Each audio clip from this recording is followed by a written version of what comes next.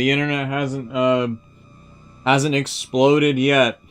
Pray to God that Xfinity doesn't frickin' clip the cord in the router today. Otherwise, I'm never beating this game, at least on stream. Hello, everybody. Welcome back. That was a bit of a roller coaster last night, wasn't it?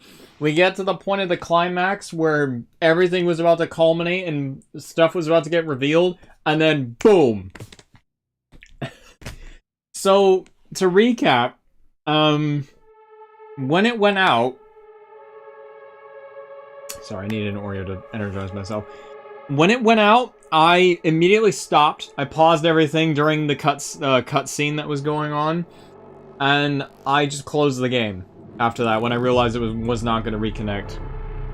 So, we may have to go through some bits again, because I obviously didn't save, because we were already that far in. And, I think, if I'm willing to bet, most likely, it will be probably just the liquor section again with Leon, and that will probably be it. So, I don't know how long this stream is actually going to be, considering we are technically right at the end. But I'm sure it's fine. I mean, we'll see where we go from here, but god, that still was heartbreaking. I was, like, fully locked in, too. Hello, Destruction, I see you in there. I'm not wanting to miss this. We're so damn close. Yeah. Alright, we're getting straight into it. I'm just, setting up lights. Because the other thing is, I have not actually looked at... I have not opened up the save since last night. I have no idea where this is going to be. Because if we look at the save data itself, we can see the last autosave was at 12:06, where that was probably where the internet exactly went out. So, I'm willing to just hit continue and see what happens. If it just jumps from the cutscene, that would be really nice. So let's see. I'm very, very curious.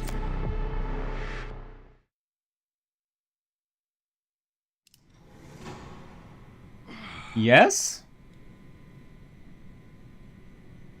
Yeah, because this is right after the room. Okay, we're good. Thank God. I was... Can't waste any more time here. Okay, this actually gives me a grand opportunity to, spend this cash I have. I need to go.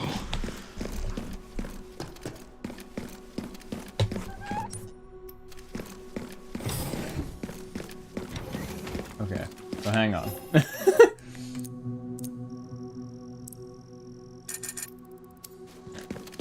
So here's what we're gonna do.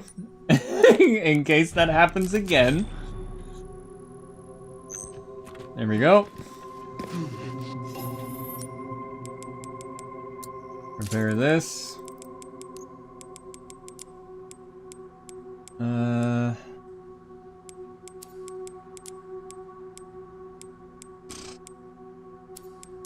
What do I feel like upgrading if I can't upgrade anything?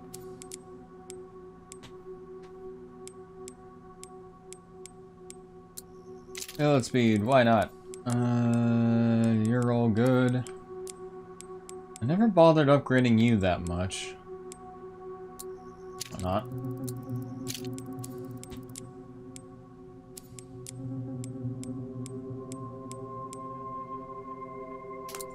Why not? Alright, whatever's going to happen here, I have no idea.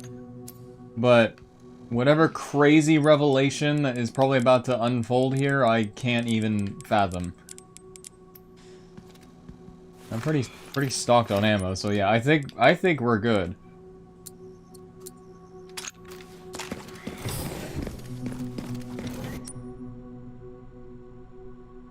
I do not feel like going all the way back there for that scrap.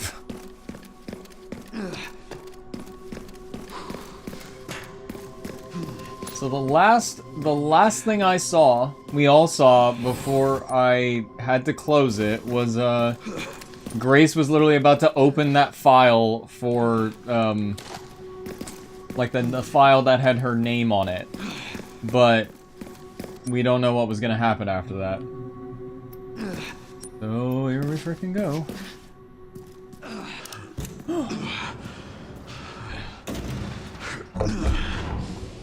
Hello, Jolteon, welcome back. Hopefully the internet doesn't crash on us again. Almost there.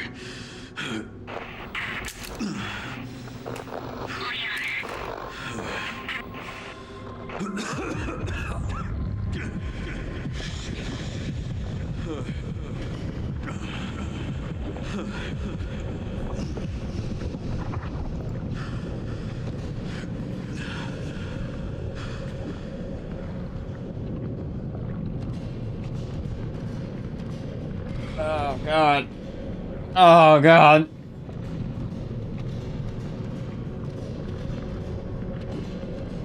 It was about right here when the internet crashed. Yeah, my internet was suffering from the T-virus strain.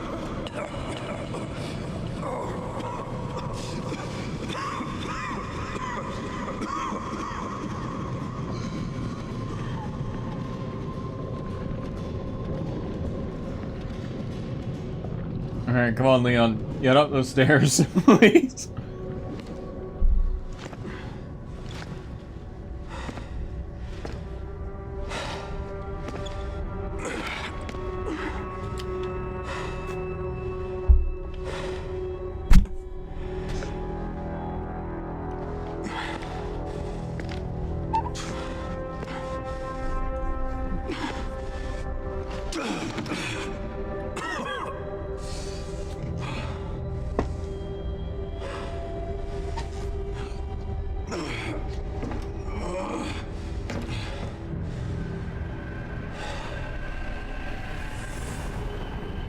Okay, this is where I stopped before I realized the stream died.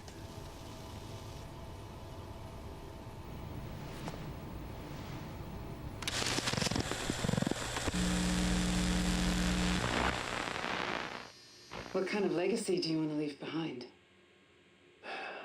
My research opened Pandora's box, unleashing disaster upon the world. Except Elvis, the goddess of hope? Or so the myth goes. A blind hope. What do you mean? Humans cannot predict when death will come for them. This is why they have hope. I was wrong, and I am plagued by guilt. Happiness cannot be achieved at the expense of others.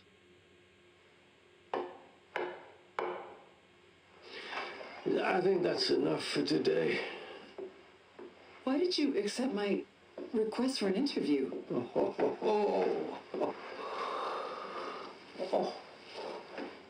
Who is the... Is that one of your subjects? Of course not. She was alone in the world. I took her in to make amends. Is she... Perfectly normal. Just an average child needing a home. She is my hope. Oh! Aren't you beautiful? Would you like to hold her? Oh, okay.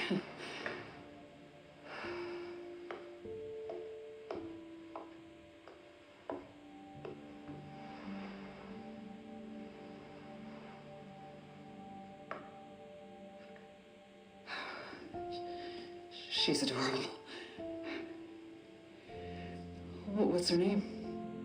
Grace. Grace.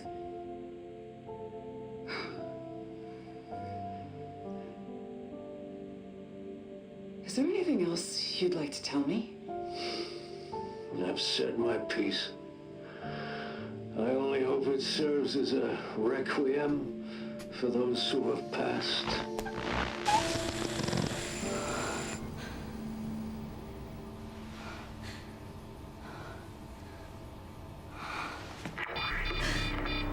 Leon. Leon.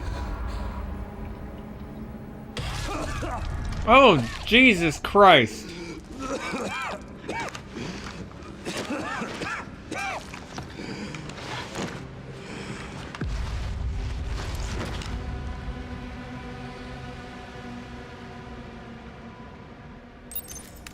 Oh, I need to hurry. I'm coming, buddy. Oh, God. I can't believe it. Spencer was trying to...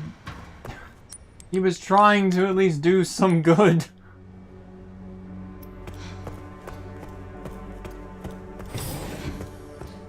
Oh! Straight up just looks like an RE1 hallway.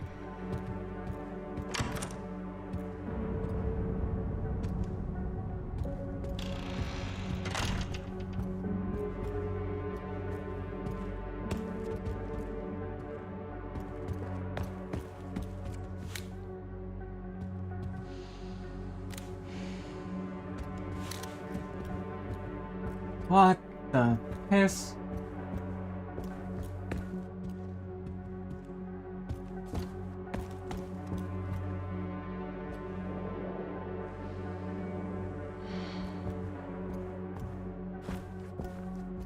Did I read any of that?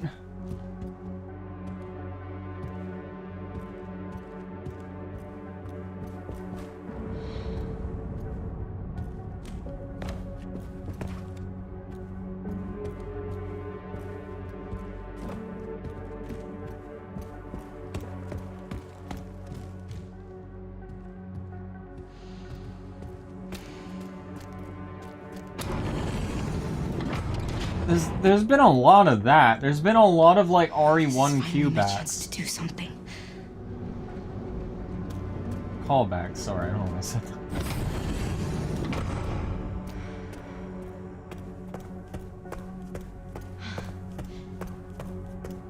I'm coming, buddy.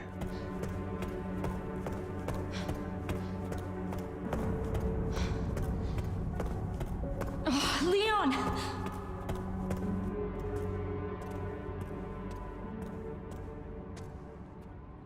He's still moving, he's okay. Right? Hey, it's me. It's Grace. Oh, please wake up. Come on. Wake up, wake up. Hey. Hey, you. I was just resting my eyes. You okay? Oh, let me help you.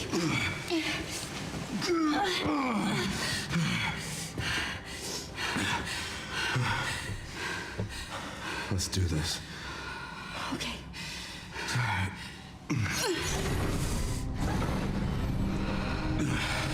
I don't know the password. It's okay. Soon left it wide open for us. Any wrong code will do. It'll destroy Opus.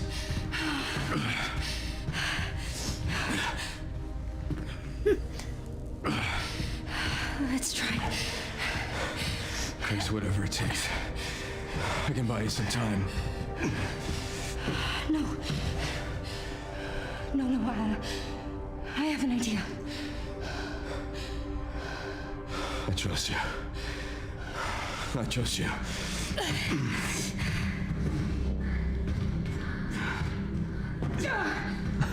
Your kid's done mucking about?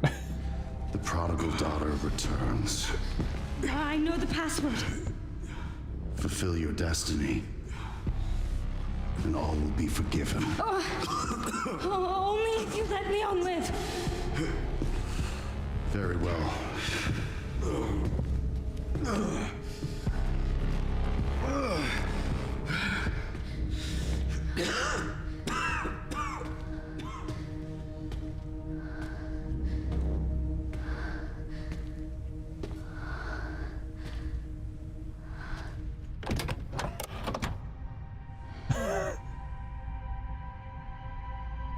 Oh! What?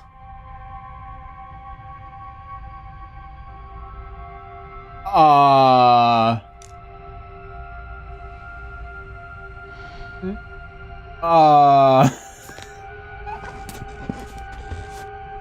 Wait. Wait.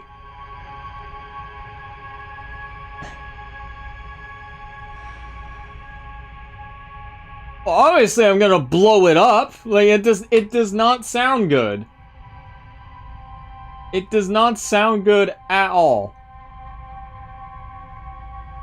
That's what I'm gonna do. Like, freaking, what benefit do I get out of releasing it? I mean, that's just what he wants. But that would mean that she actually just knows the password. I'm gonna blow it up. I'm gonna blow it up. Obviously, that is some alternate ending shit. I have no idea. But, frickin'...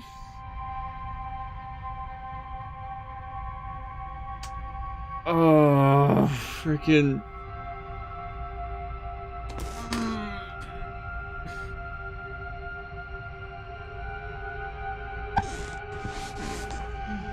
But he just said, like...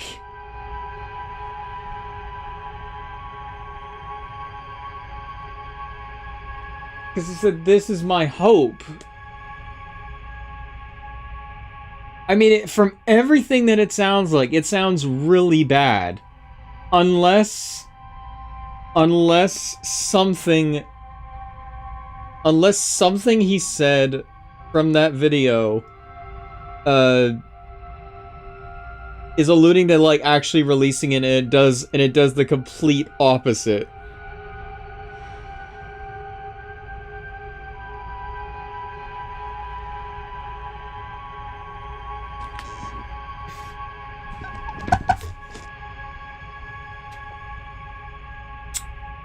Oh, I do want to blow it up, but I feel compelled to know what releasing it does. I feel like releasing it is gonna, like, you know, Zeno thinks, like, oh yeah, it's gonna be the answer, but not the answer he thinks it is.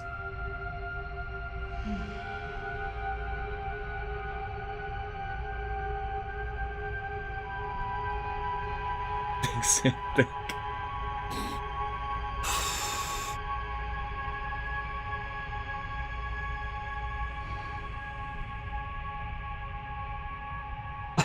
I don't know.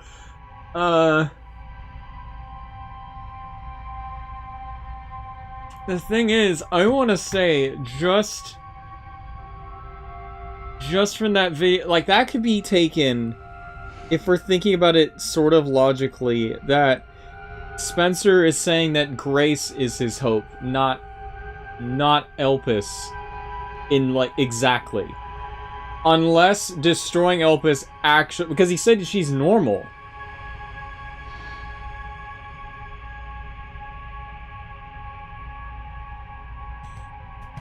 Oh...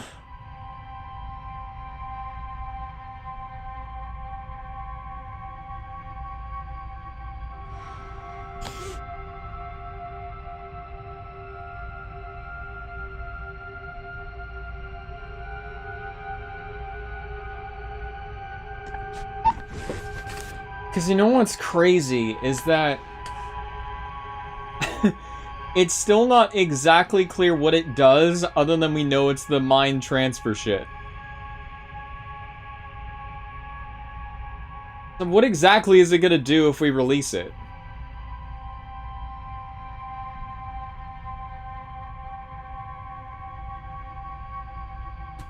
Again, my thought process is frickin' blow it up. I feel like blowing it up, and it blows up, or whatever, done deal, we kill Zeno, go home.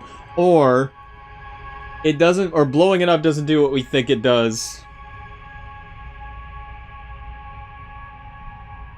If destroying it doesn't do what we think it does, or releasing it doesn't do what I think it does.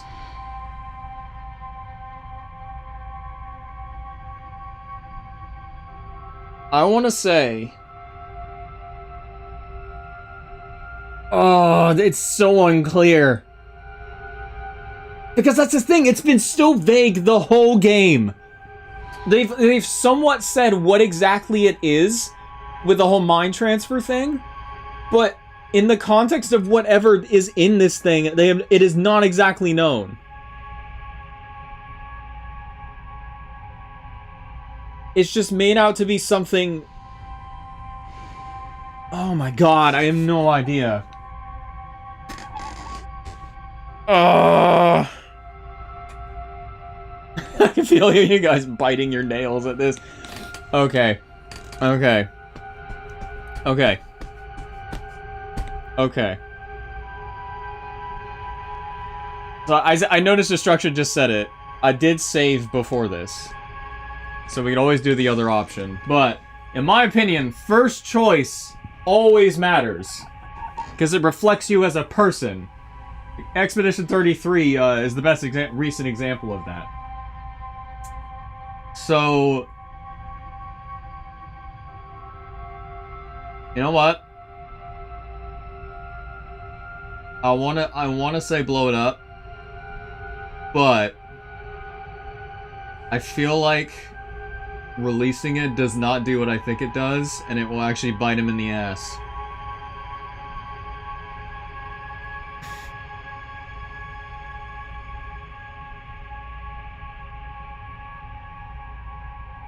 Please know that you are my hope.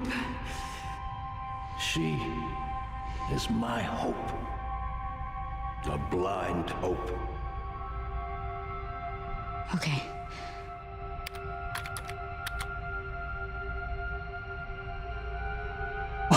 Oh god! Oh god. Oh god. Wait.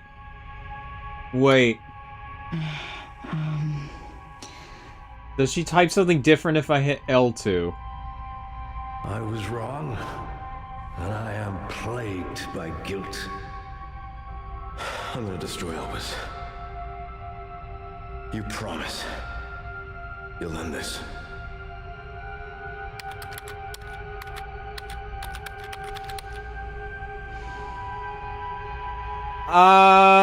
Yeah, I don't... I really do... I don't like the look of that.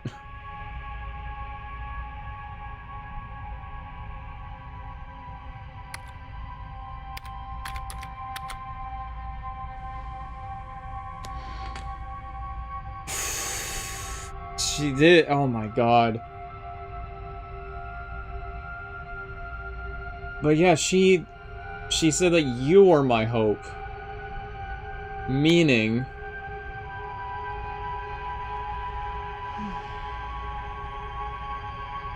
But that's the thing, yeah, he said, my hope.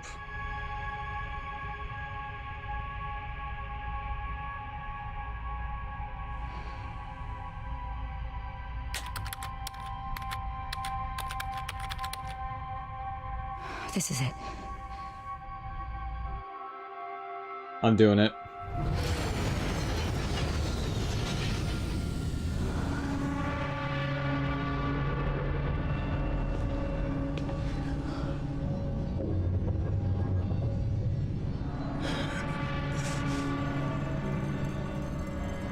What did you do?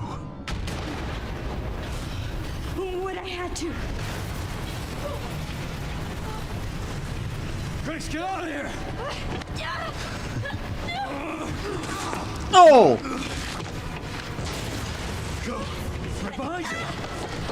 Leon! What are you doing? Come on!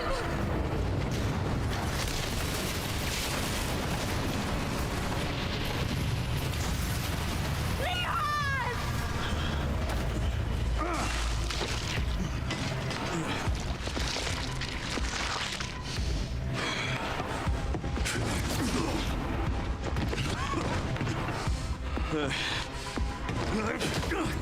Oh!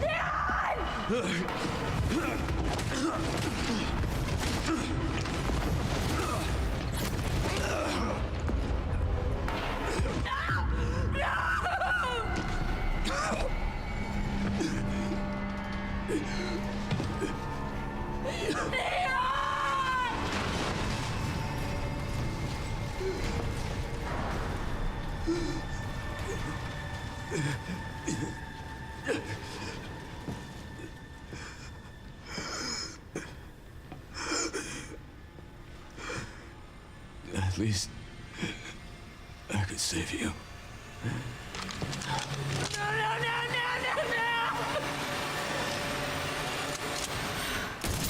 Oh!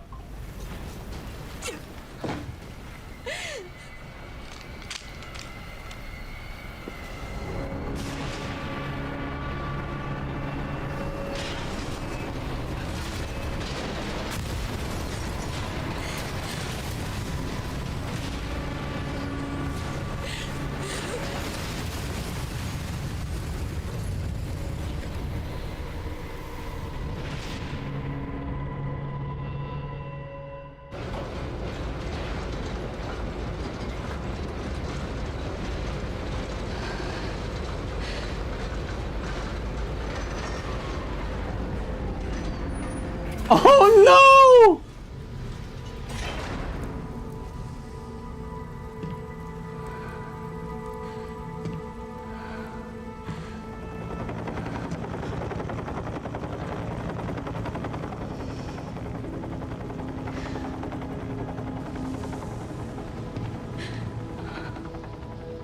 I wish I could have saved you, Leon.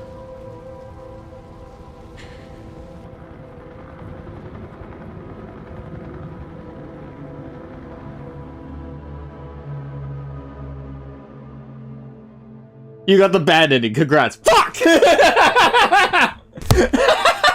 Nah! I was reading it too hard.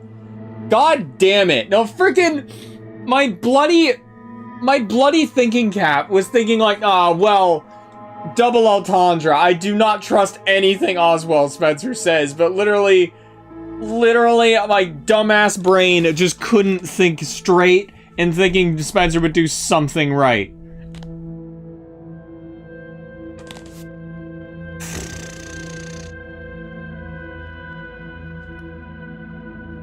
Well, I'm gonna live with that forever. That's gonna be fun. And it's all my fault. No, my stupid brain. It's just overthunk it too hard.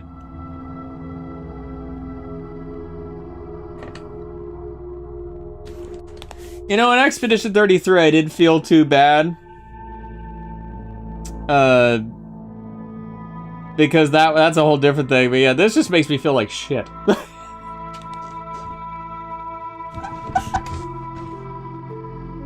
Yeah, this is sad. I don't want to look at this anymore. 11 hours and 12 minutes. Yay! Unlocked insanity mode. Behind the scenes video. Special model. Concept art. Jacket. 7,000. You can return to the point of the game just before grace. Would you like to? Won't lose any yes, please. Oh, Leon! God damn it. God damn it. Leon. No, I was overthinking that way too hard.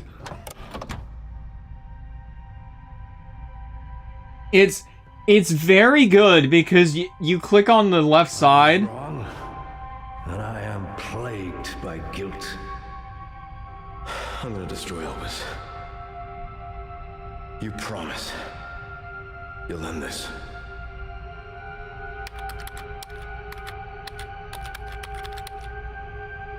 Because I was thinking, like, because my thought process was grace is the hope, not literally this thing. You are my hope. She is my hope. A blind hope. Yeah, a blind hope. That is right there where I was thinking, like, I don't know about that. But we'll see. But god damn it, I knew it was gonna be something not what I thought it was.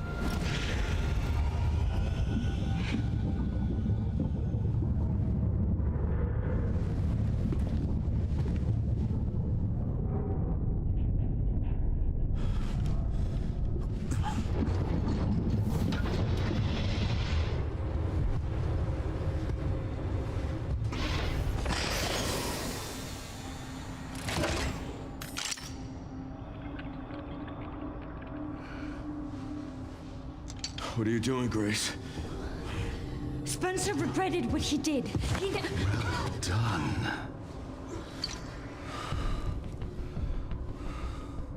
You promised. Yes, that I would let him live.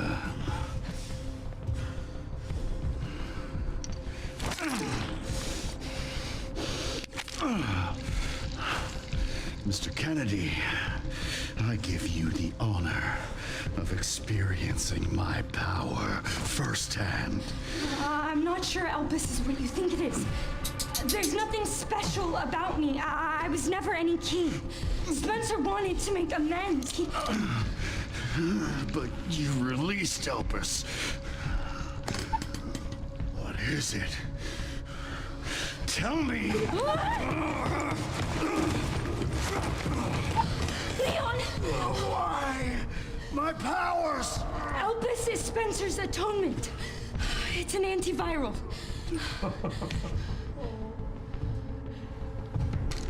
Yeah, I knew he was still alive. Amazing.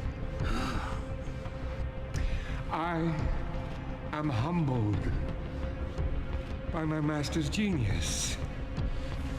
Your research was wrong.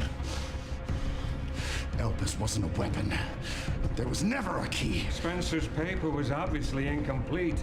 There was no connection between Grace and Emily. Do you know how much time and money I wasted on this? Don't you see the genius?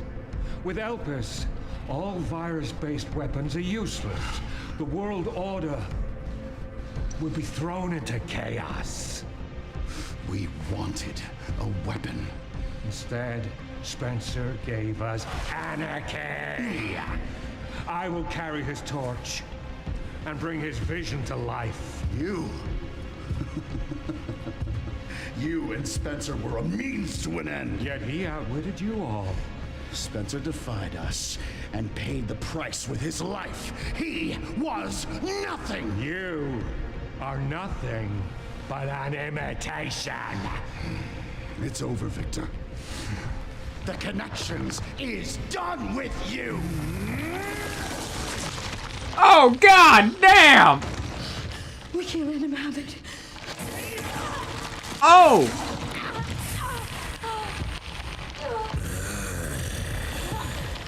Your ignorance is staggering. It's a cure.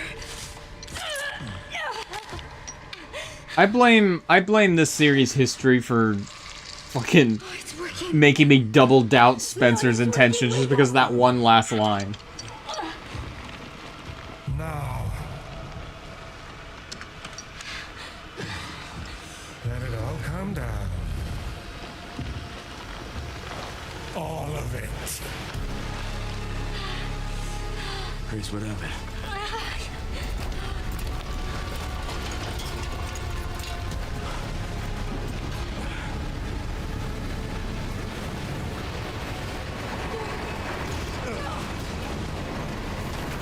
Also, hi, Neil. I just noticed you. I'm sorry. It was my choices were reflecting my person. It's gonna go! Grab something!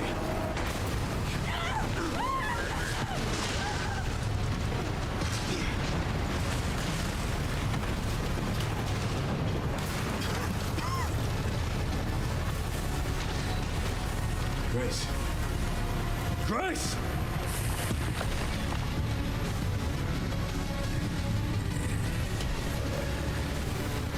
Time to bury Umbrella's last skeleton. Oh, hi. Spencer's vision lives through me. Oh! That it is Ah! fruition. I could have beaten the game.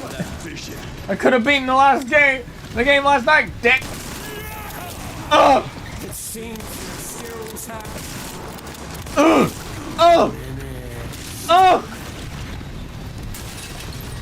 Sacrifices must be made. In the grand scheme, lives are nothing. Not Bitch. to me. I swore that I'd always protect those lives.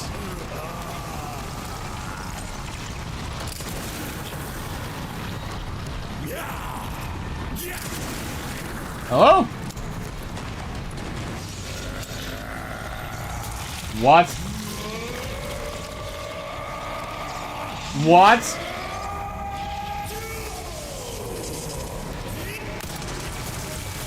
What the fuck?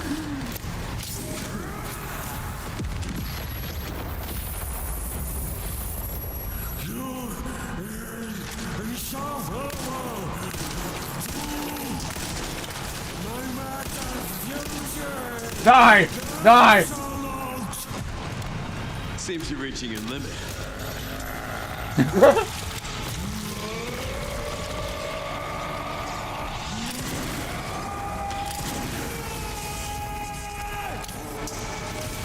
Ah. Oh!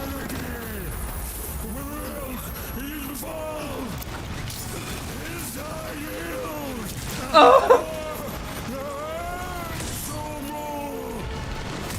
I will not let those ideas win. Give it up. Melee only!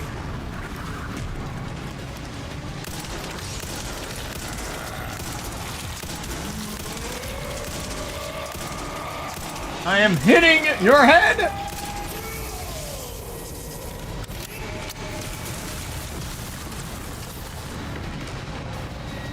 Oh my goodness! Yeah, I know. Wait. The rock launchers for anti-tank is simple design and most devastating power, usually effective against non-tank enemies. Put him in!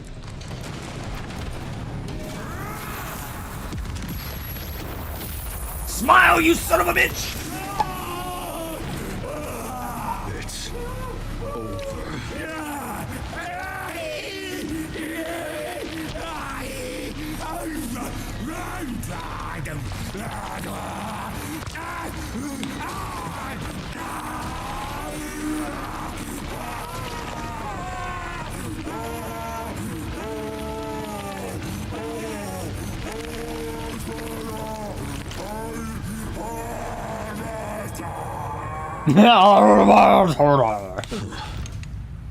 Good riddance.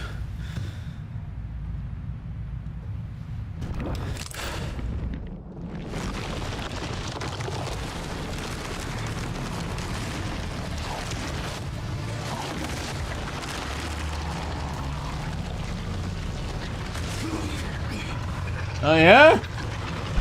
Nemesis.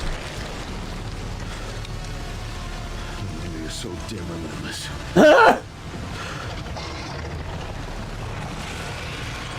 Oh my god!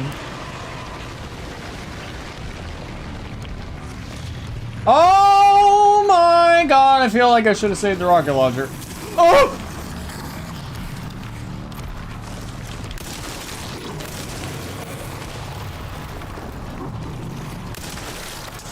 I need to take this scope off.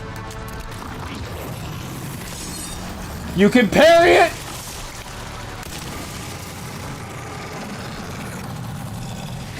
Oh!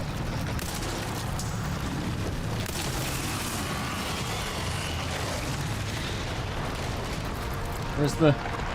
Oh! Boom! Boom!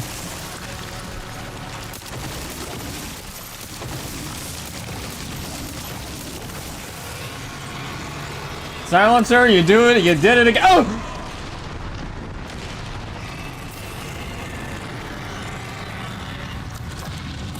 Yeah? Oh my god. Oh no, those don't take one hit.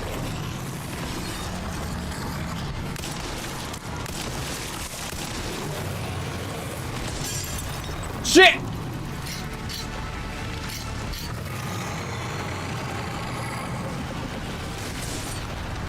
I am parrying like a god!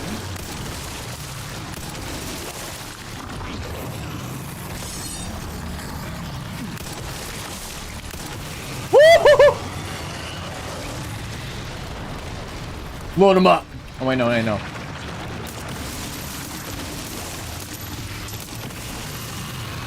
I do it? Oh! No, no, no, no, no, no, no, no, no, no, no, no.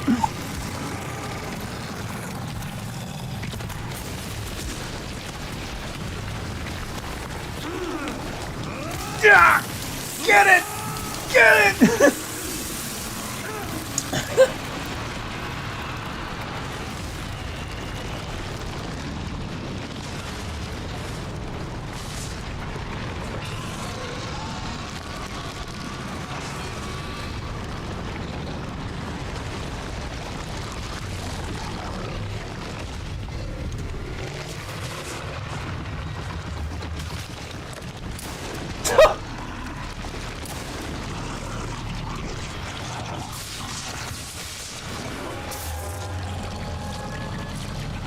This time, you ain't getting back up.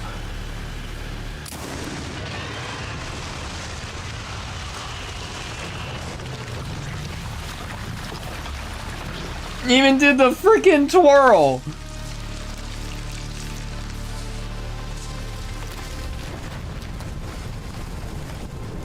Grace. Grace, where are you? Sherry. Sherry, come in. Sherry. Shit. Oh my goodness. Also, Parry God, all bad ending shit has been receded after that Parry God moment there. I'm not afraid to fight that shit on Insanity after nailing those parries first try.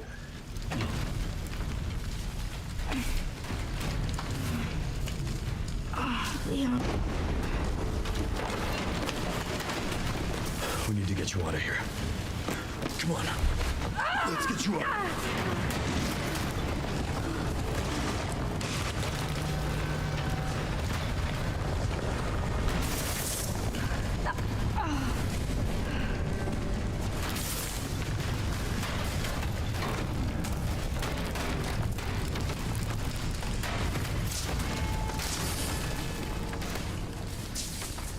There's no way out, is there?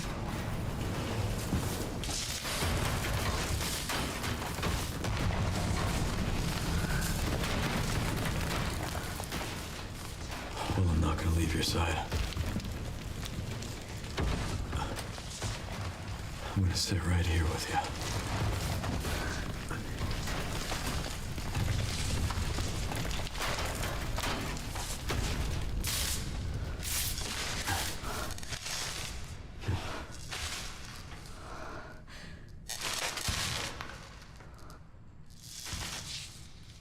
Oh, that's horrifying.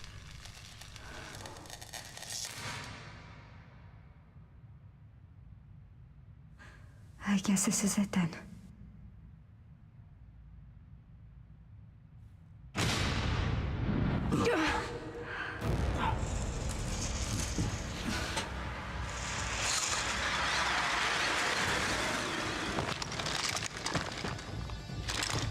Oh, those are Chris's guys!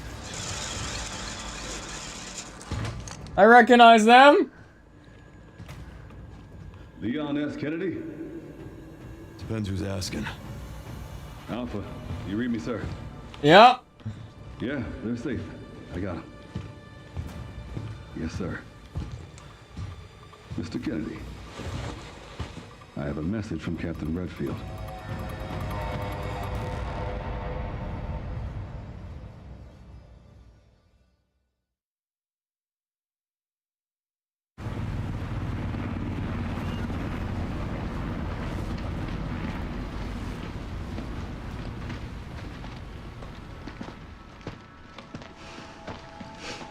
I'll be damned. Can't believe that antiviral actually worked. Feel better than I have in ages. Thank God. I'm glad you're okay. We got a dose with your name on it. We'll be back in action in no time. Thank you, Leon. Would have been a lot smoother if Chris hadn't been so late to the party. As always. Where is Chris, anyway? No idea. I'm sure I'll run into him at some point.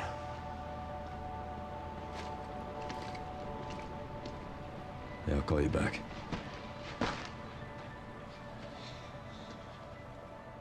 It's over then. Yeah. Opus really was our last hope. Oh, let's pray Umbrella hasn't left us any more nasty surprises. I wish we could have saved Emily. Grace, I didn't hit any of her vitals. She could still be alive. What are you saying? Maybe we can save her.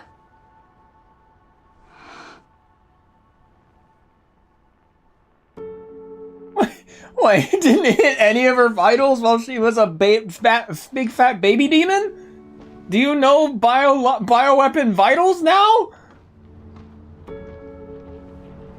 The government has confirmed the existence of an actively trading bioweapons lab located here in the ruins of Raccoon City. The origin point for the worldwide spread of bioorganic weapons. This illegal facility appears to have been in operation for decades. Sources say that the extension of the lockdown and the recent series of mysterious deaths may be related to tragic events in Raccoon City 28 years ago. Evidence seized in Raccoon City has led the Justice Department to reopen its investigation into Oswald Spencer and the long-defunct Umbrella Corporation. Some believe the government deliberately drove Umbrella into bankruptcy. The late Alyssa Ashcroft is credited with cracking the Oswald Spencer story. Conspiracy theorists are already claiming that she was killed in a cover-up, and that the organization responsible is secretly controlling our government. Tonight, in a speech from the Oval Office, the president is expected to reject allegations of any government involvement since the Raccoon City incident.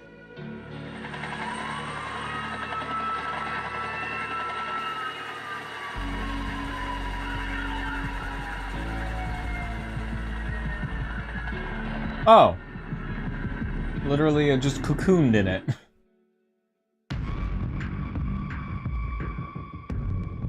Wow.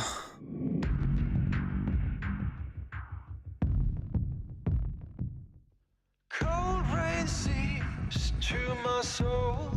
Oh god. Old wounds I can't forget. Oh, I just need to take that all in for a second. Screams I can't shut them out. What if I had That was... I definitely said it throughout the...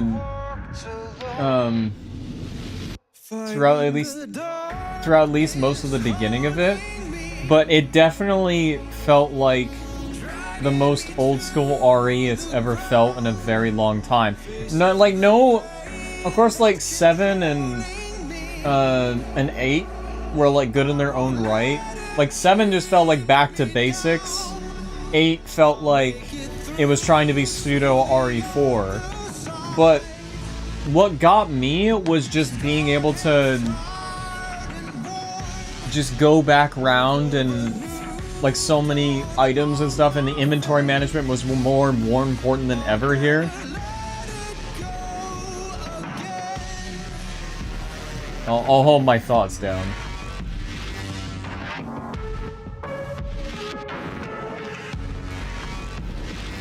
It's still so funny. I overthunk it so hard.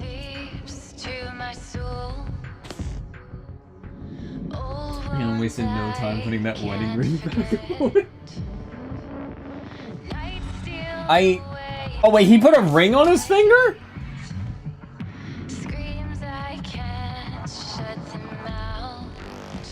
Why do you need an RPG when that gun causes the same damage everything exploded?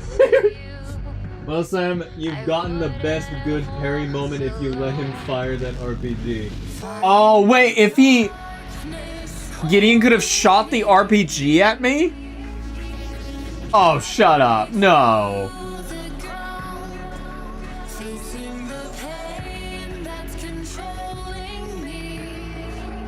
Don't...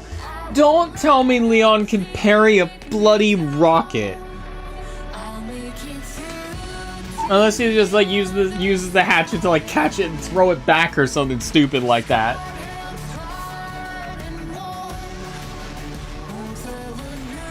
Yeah, congratulations, you got the good ending. You've redeemed yourself from the previous fuck up, but your sins will follow your choice.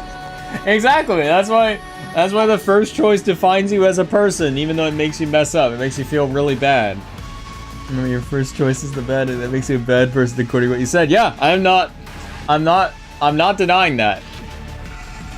No, yes, he can. Shut up! I don't believe you. I almost want to reload the save and do that again. Just to see if I can do it.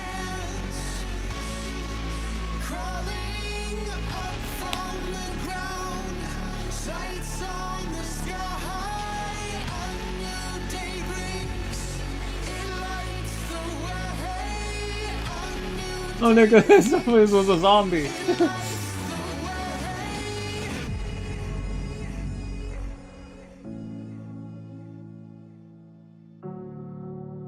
Oh my goodness. Okay, hold up. Oh!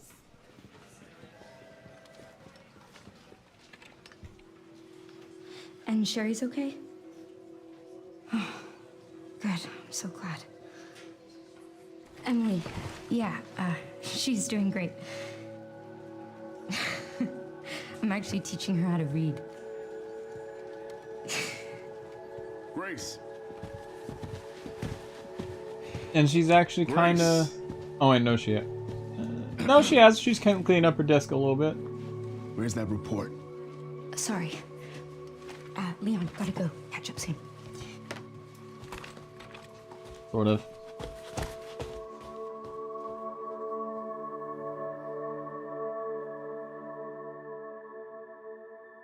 Aww.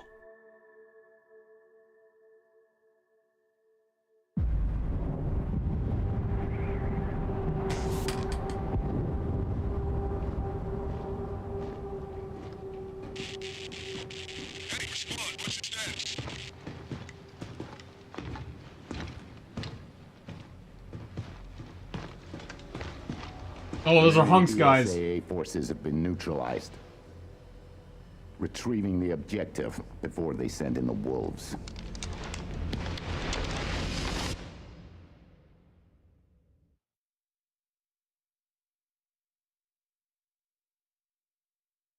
Oh no. Following content has been added to bonus at Grace's reports. Hang on, what's Grace's report?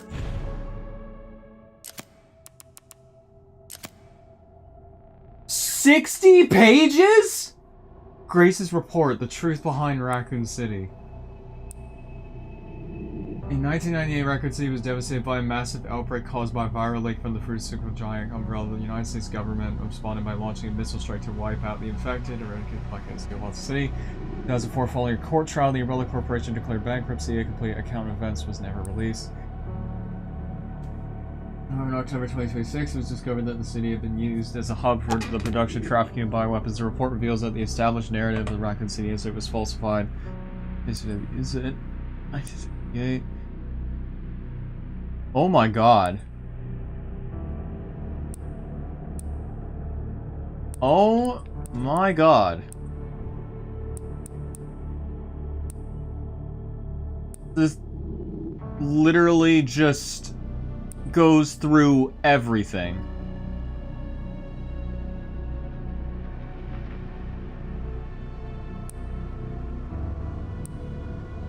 Okay. I have to... I'll read that later. That's a lot. It recaps everything. It's a huge recount of every single important information on the story of Umbrella. Yeah, so people could like catch up, yeah. Because you know what vibe this gives me? Is the fact that this is pretty much the end of the Umbrella arc of Resident Evil. That's the vibe I get out of this now. But that ending kind of leaves it open to like there's still another problem. Because we still don't know who exactly the connections are. Okay. One quick, I now need to know. So, okay. I think if I reload it from here, it should be right where the fight starts. Okay. Okay, hang on. So, do I need it? So, do I need him to pick it up and just aim it at me? And I will see that it is brought to fruition. Ah! Okay. How many more will have to die for that? Come on, pick up your rocket launcher. Pick it up. Pick it up. Pick it up. It seems your skills have diminished. Pick it up. Sacrifices must be Pick it up. Come on. I think I have to damage him a little bit before he can pick it up. Not to me. I swore that I'd always protect those lives. It's unclear because I saw him pick it up, but I want to imagine I shot him before he could do it.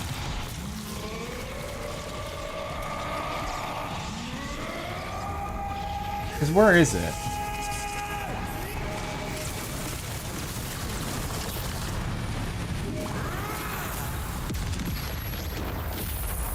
Because it's not here. Oh, jeez!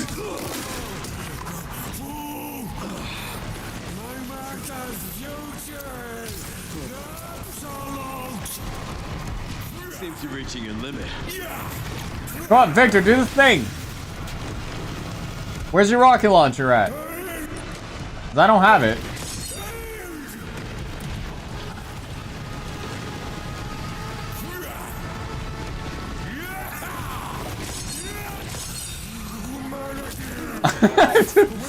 I'm doing a bad job at good parry practice, but come on, dude. Where's your rocket launcher at?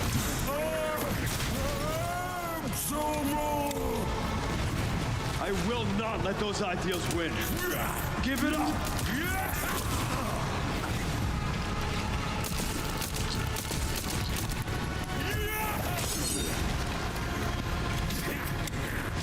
Okay.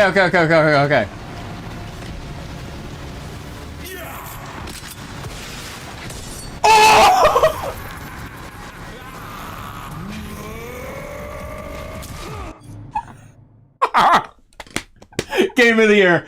Game of the fucking year. Game of the year. I don't care. Game of the year. Why did I not think of that during the first time I tried? Why did I not think of doing that? Okay. Alright, we can put the game down now.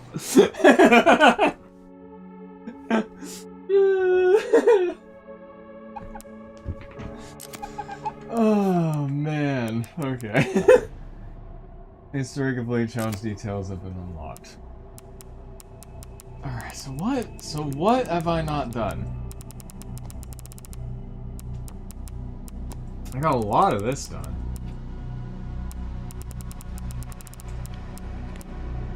Craft every item possible with Leon.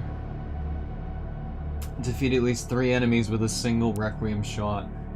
Cut the tongue off a liquor using the hatchet. See, that would have been parrying with the hatchet when they do their tongue attack. Defeat the chef in the care center.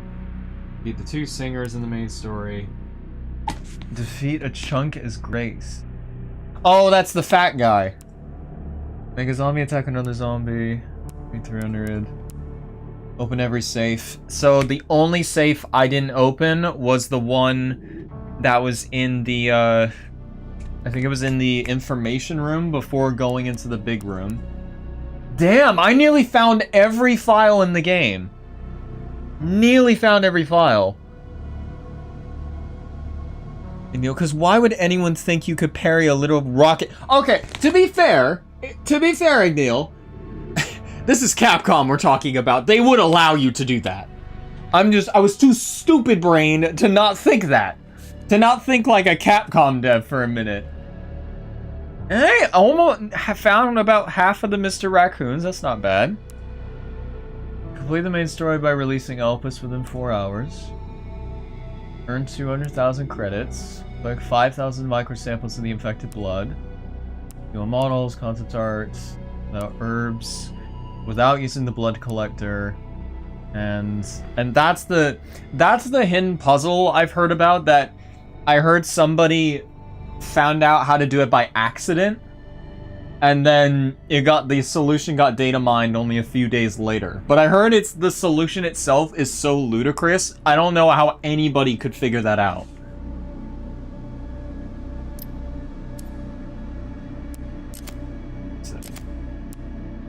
Yeah, keep the jacket on.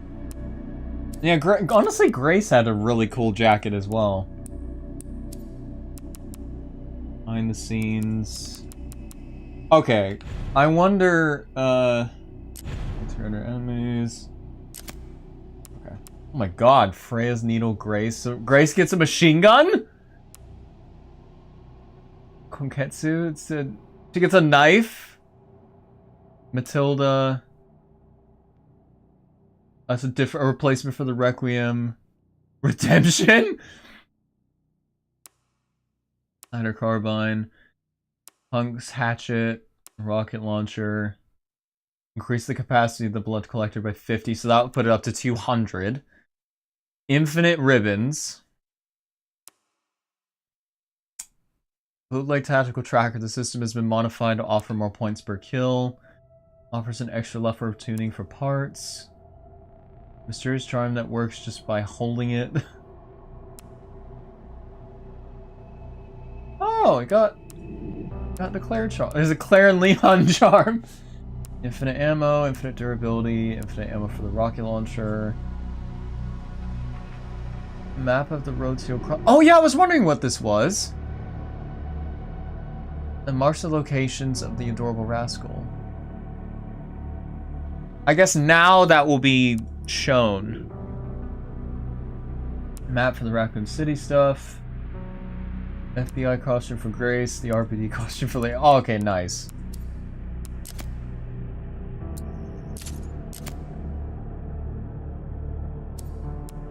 Okay, here's what we're gonna do. Because I do like how they allow you to look at all, get all the concept art and stuff.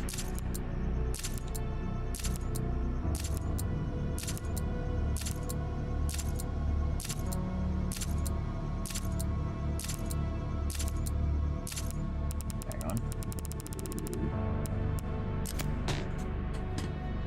I always like looking at these after I beat these games. And I can tell just from the art alone, this is I don't remember his name, but he did the concept art for DMC5. I got Grace was an unexpected, really good protagonist for this game. They did not need to, make her a bit of a deep cut for being Alessa's surrogate daughter. But I think it was really neat, and kudos to her voice actor for being super good. She's almost too good for this game. By, Resident Evil voice acting standards.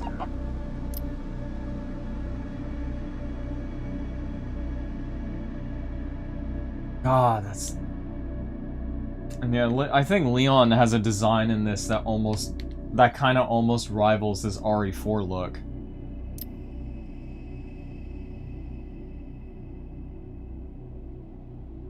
And it's kind of almost a shame that I do kind of wish Alessa was playable in this. If the prologue was a bit longer to actually play as Alessa or something. Hell, if they if they add a like a mercenaries mode in the future, Alessa should be playable. Because what the heck is going on here? Because this looks straight out of a scene from RE4. There's Sherry.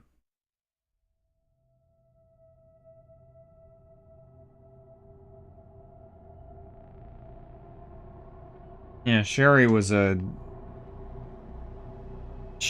welcome surprise. Again, another addition for a possible mercenaries character. And yeah, frickin' I'm glad Gideon didn't die on the bike fight. I was almost worried they were gonna kill him off there, but I'm glad he got to stay as the final boss. And I kind of like that twist. He's technically a nemesis.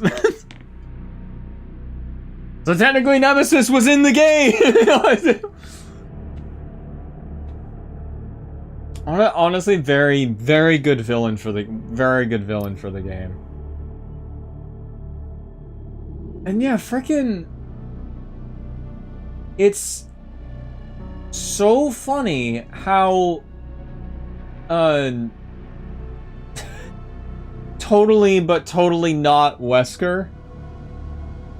That's also like one of the other major questions here, is that if Xeno was just really Wesker's mind transferred over to a new body. Which seems to make the most sense, but it's interesting that they kind of still kept him mostly vague, but you know, it's sort of the thing to any like RE fan where it's like, hey, it could totally not be Wesker, guys.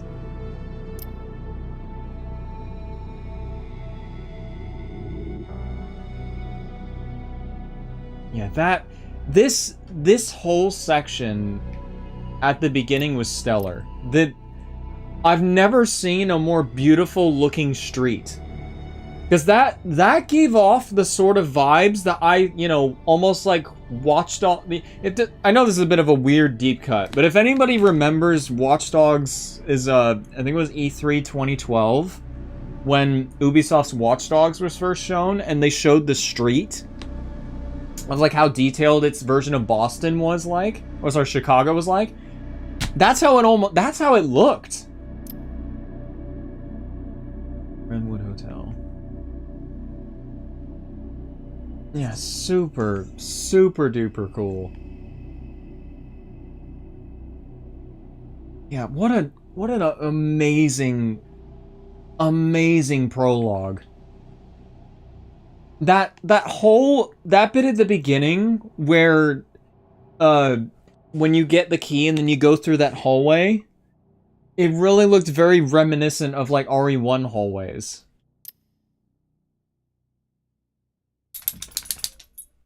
Yeah, I'm actually really surprised that at the beginning of this, they really did flip-flop in a good way between Grace and Leon through a lot of this.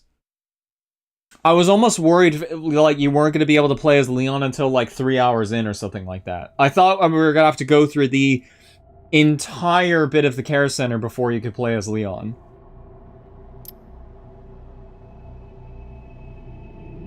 God, this whole section was rad. It was literally straight up a moment out of RE6.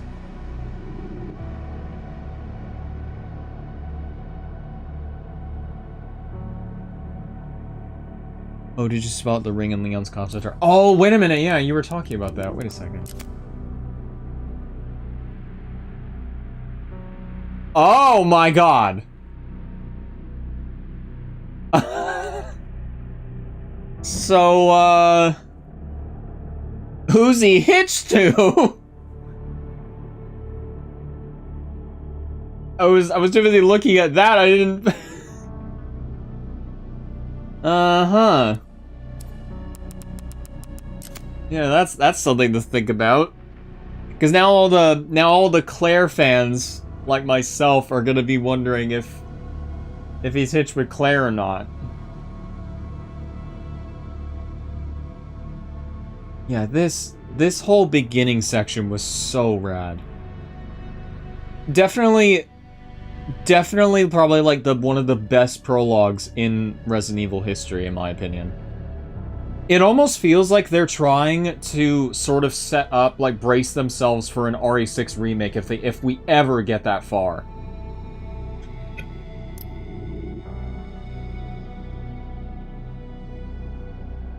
Oh my god.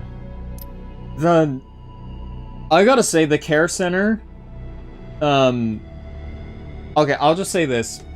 Leon's bit when he's in Ark, when he's dealing with Hunk, and, like, his squad is probably my favorite bit in the game.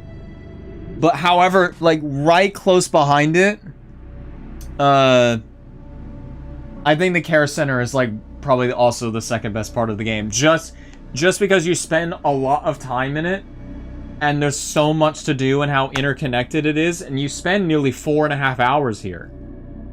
It's literally the first big crux of the game before it starts feeling like RE4.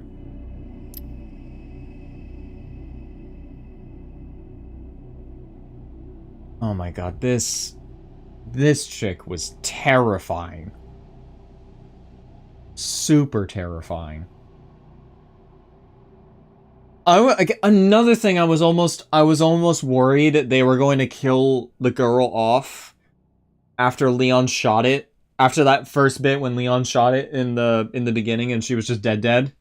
But no, I'm glad you got a whole section with it and then a pseudo sneaky boss fight and then you kill it off.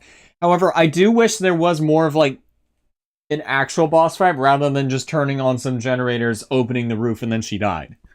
I wish it was kind of like more to that. And yeah, Emily got to live. Another thing, like, I was almost gonna criticize the story for how, like, it didn't really commit to anything. Like, I was almost worried Emily was just dead, but no, I was wrong.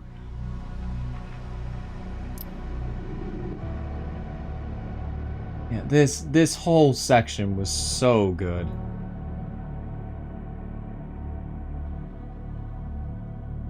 Again, it's when you're thrown into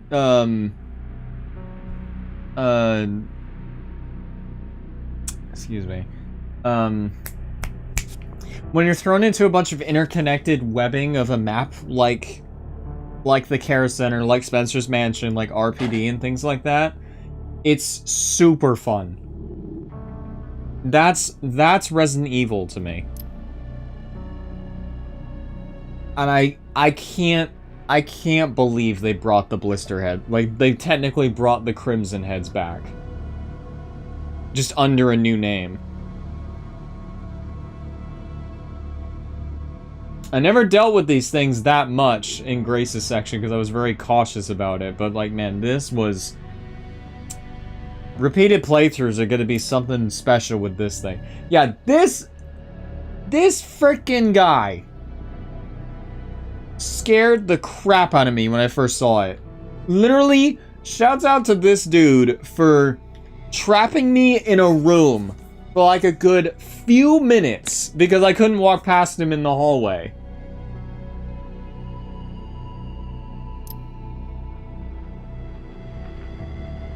Blisterborn.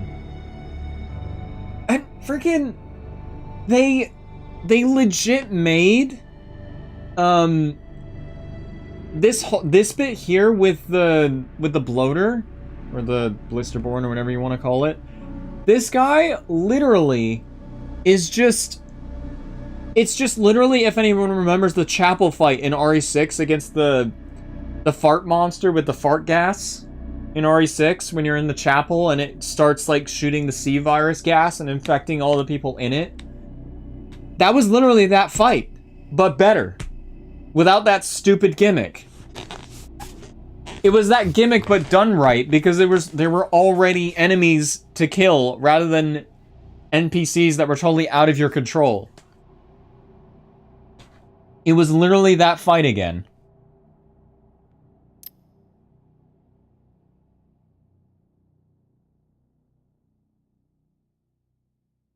Yeah, and I almost thought we were going to... I legit almost thought we were going to kill Emily as Leon in, like, an actual boss fight or something. Or actually, we're doing it as Grace, funny enough.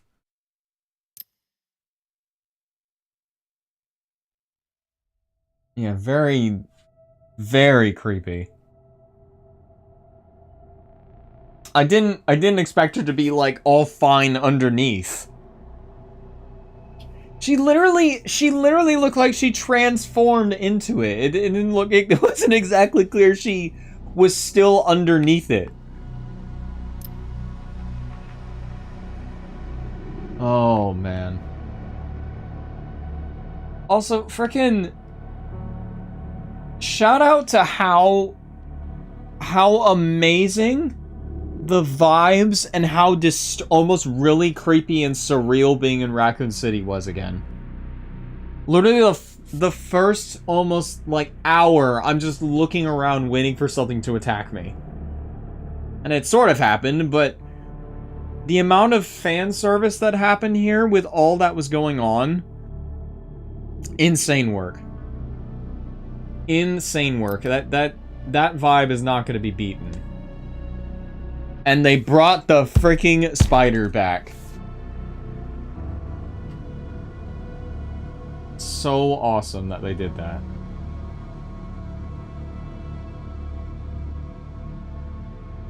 This whole section was so awesome. It was literally the bit when it tries to get you out of the window. It's so good. Probably the most terrifying rendered spider I've seen in a video game.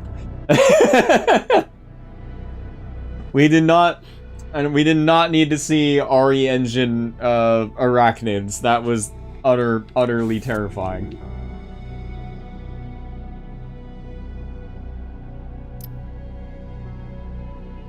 Dude,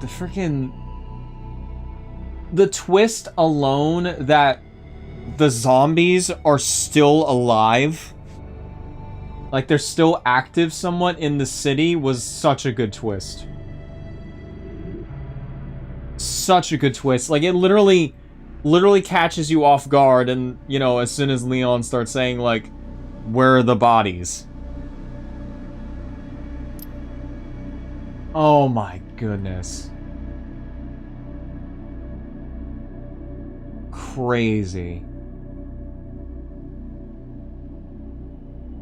And yeah, and these guys almost look like regenerators. I know some of you guys were saying that, with, like, how gray they were.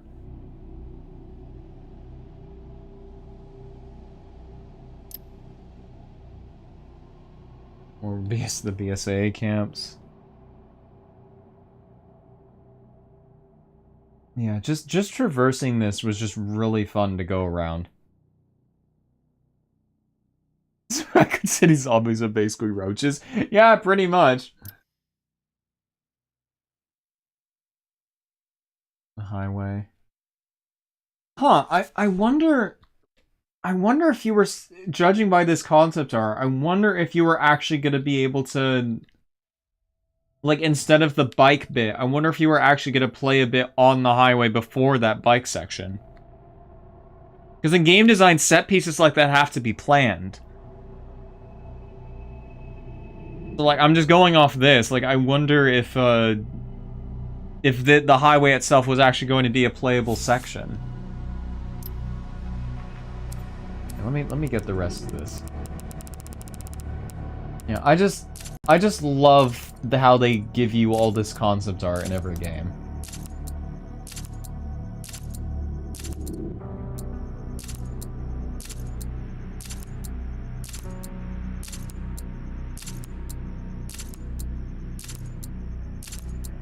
Destruction, alright, I gotta go for now. I appreciate it, Destruction, as always. You have a good night too, dude. I'm gonna leave my review in a bit and, like, see what other stuff I can get here. So where was I? I was at... yeah, motorcycle battle. Yeah, this bit was fucking sick. literally just straight out of the movie. Like the CG movies. It made it all the better that Gideon did not die here.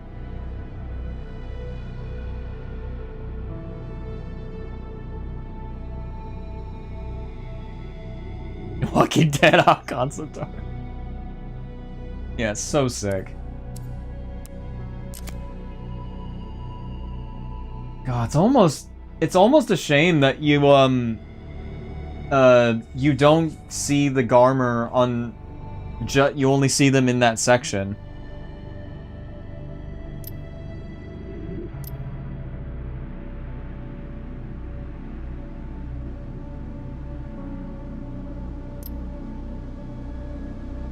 God, so wild. What is that? What is going on here?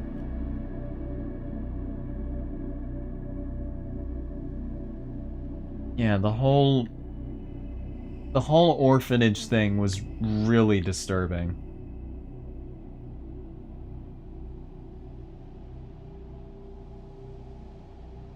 It almost looks like they wanted it to be snowing.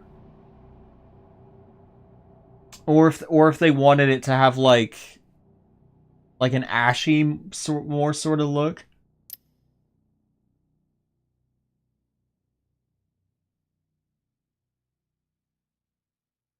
Yeah, literally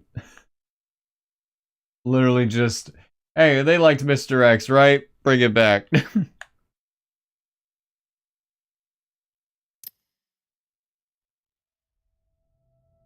Although shouts out to them bringing back Plant 43.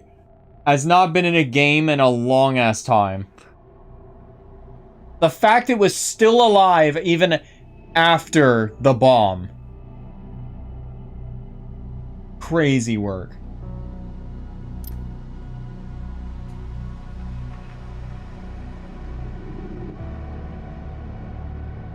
Another old school RE like bit of content that needed to be in a new game.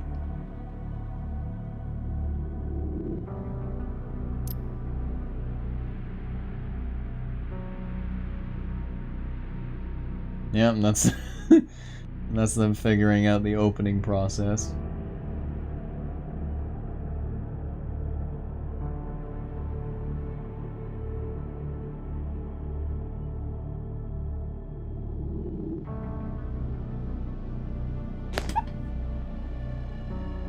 Max, if you look at the art concept art, look who's there.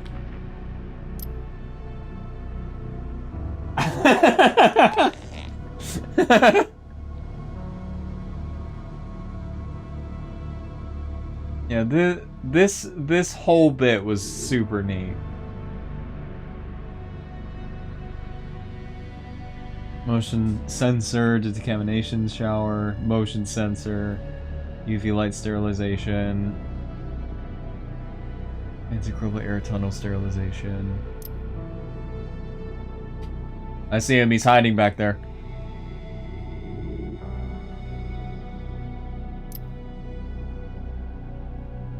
Yeah, super freaking weird.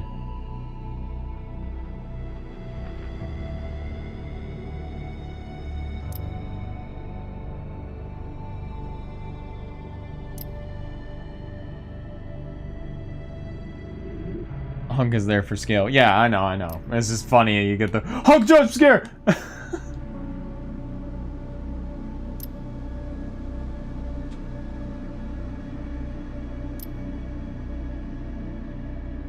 Pods. Yeah, this whole I'll say the arc bit was definitely was very good. I'll say it definitely peaked once Hunk's guys showed up.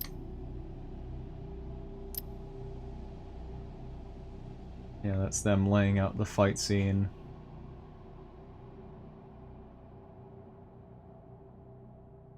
It's very interesting that they kept Xeno really vague. It's a really funny thing what they did there.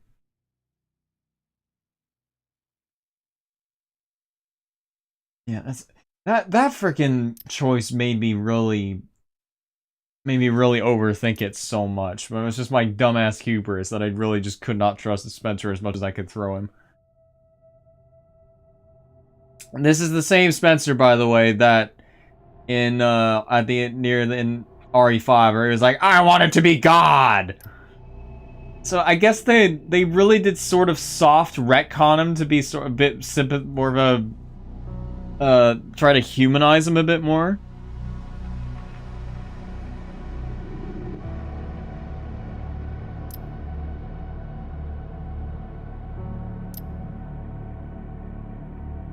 Yeah, dude, so freaking the fact that you get to also just parry the rocket is it just made the stream. And there's all the guns.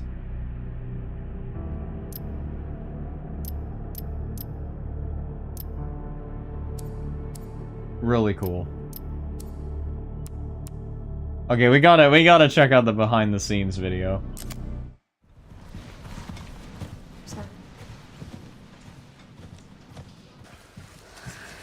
Sorry.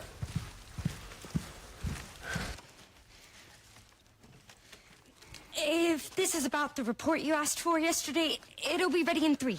No, 2 days, tops. Put a hold on that for now. We found another body. One that exhibits the same pathology as the others we've been investigating. They asked for Miss Ashcroft and then they hung up on me. Rude. What the? They asked for Miss Ashcroft and then they hung up on me. Rude. What the? They're coming. Grace, we need to go. Go where? Mom, what's going on? Hurry. Wait, who's coming? What's wrong? Shh. We need to keep our voices down. This is ridiculous. Come on.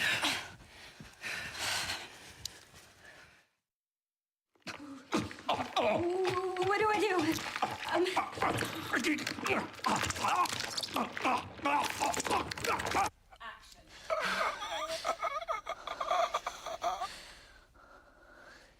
Oh, he can roll his eyes back and everything.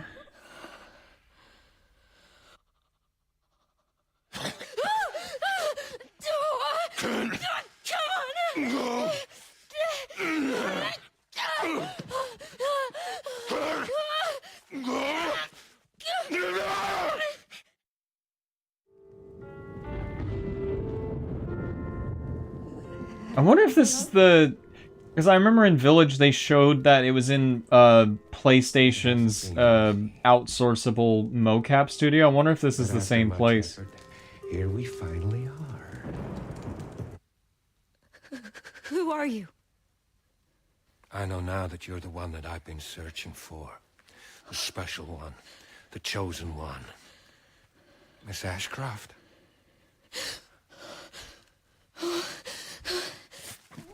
You know, can we just shout out the fact really quick of how good Gideon's voice actor was? Really quick. Such a really good voice of just having him just that, like, putting on a voice like that is not easy to do. It's just him being, like, also just trying to add that little shrivel to every sentence as well. Of him just being like, Mr. Ashcroft. That's not very easy to do. Trying to get into that field myself, that requires so much out of you to, like, really lower your voice. To try and not make it sound weird. Because otherwise you're just trying to pull off a very, Heath Ledger voice. What are you doing?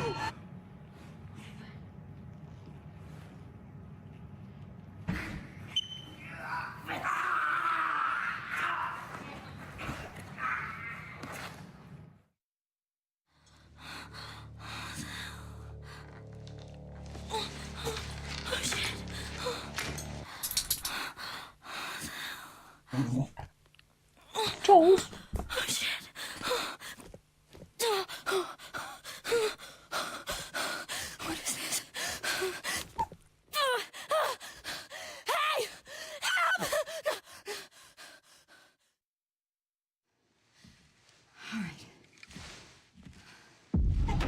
Oh yeah, how'd they pull this off? Are they gonna show the girl coming through?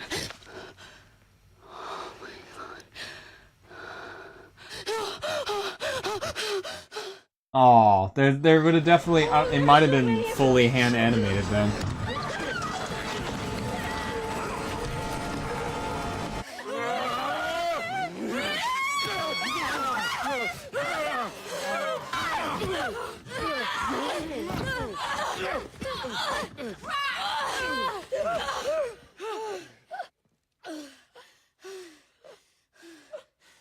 Also, shouts out again to Harry. He did not deserve that.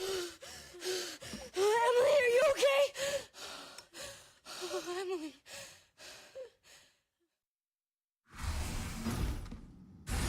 Backup is on the way. Not necessary. Sorry,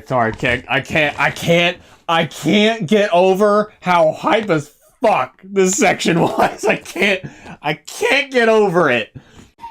I'll neutralize the target myself. Okay, and 3, 2, 1, action!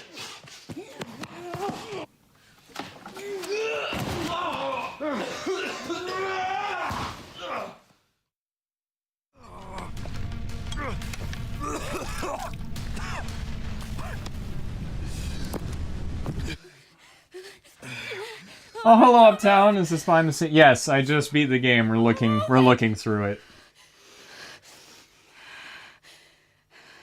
You still need me, right? Let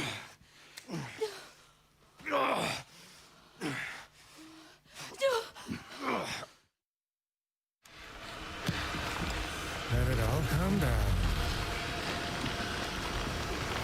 All of it. 3, 2, 1, bounce!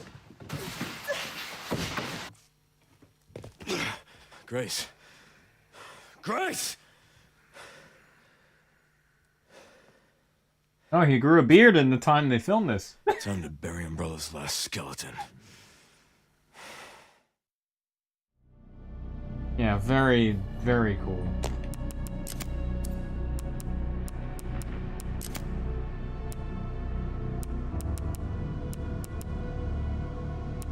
Here's one. Yeah, I want a good look.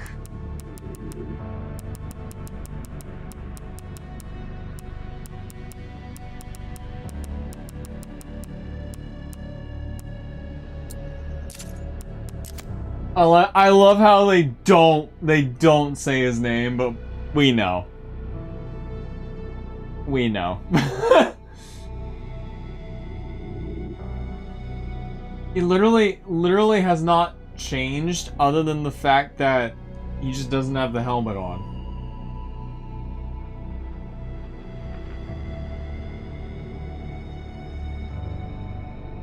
Super sick.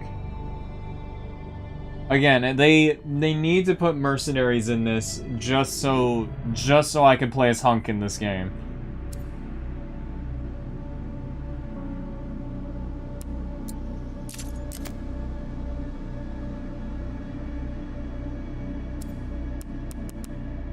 Very neat they all came back.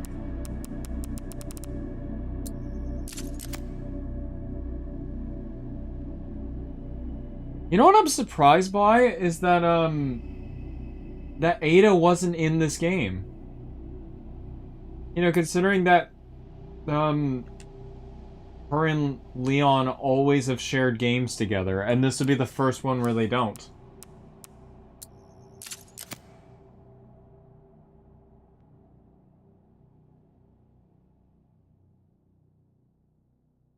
Yeah, the jacket, like his look here is great. I know it's definitely up there with his RE4 look, like for real.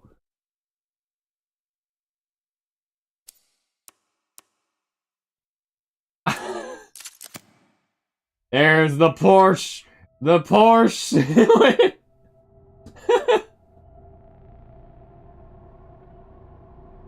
Can we see the speedometer?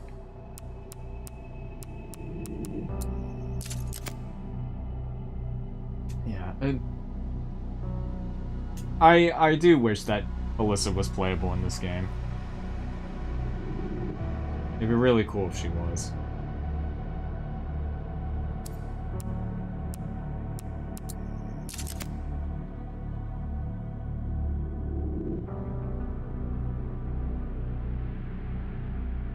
And Sherry looks really good too.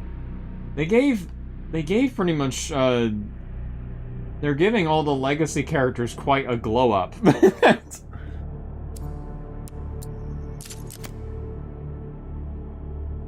You know what I just realized about Victor's design is that he is literally wearing a snakeskin.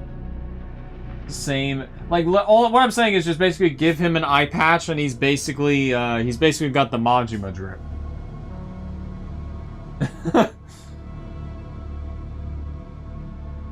What is he wearing?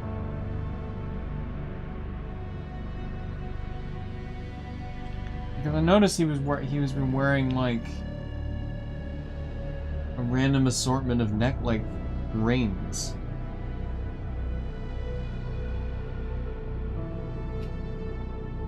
The funny thing is, they almost remind me of like the puzzles from RE1.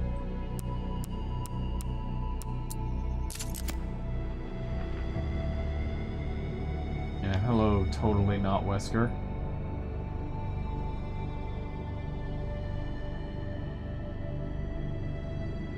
Yeah, it's a very, very interesting...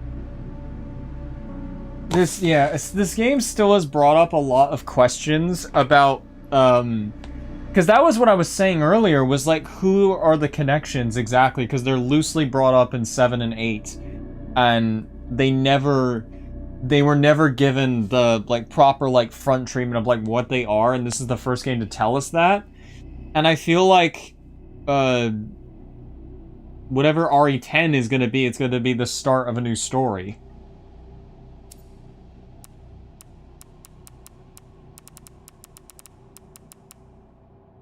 Those are the Renwood zombies. Oh yeah, I need a good look. You duck and weave this chick so much you don't really get a chance to get a good look at it.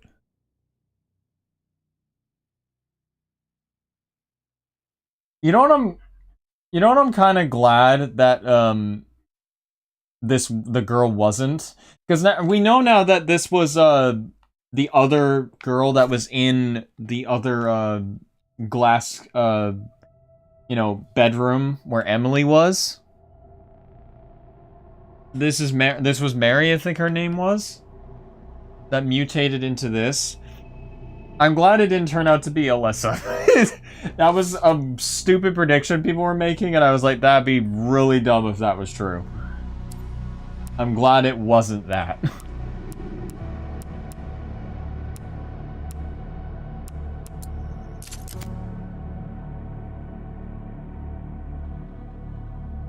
Yeah, very, very creepy. I gotta say, like, these guys were some of the most, like, creepy zombies we've had in a while that, that literally could talk.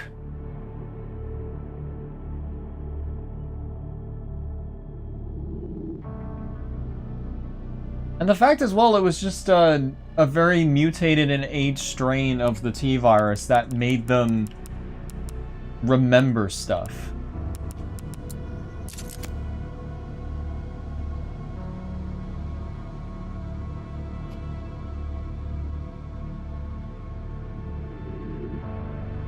Oh my goodness. Yeah, these were not fun. These chicks could go to hell. This one especially for the one bit in the office room that just spawns all the zombies. And of course you don't have to go in that room ever again, but literally it's a trap. Like, literally you get stuck in that room and you have to deal with it.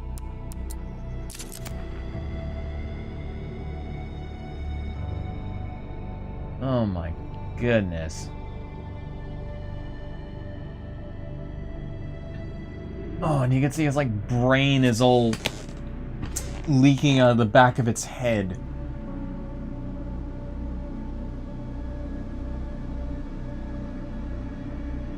Ugh. Real disturbing stuff. Oh my god! Oh my god! Jesus! Oh, Jesus! That is just oh, oh god! I can't look at this thing for very long without getting like my hypersensitivity to trigger.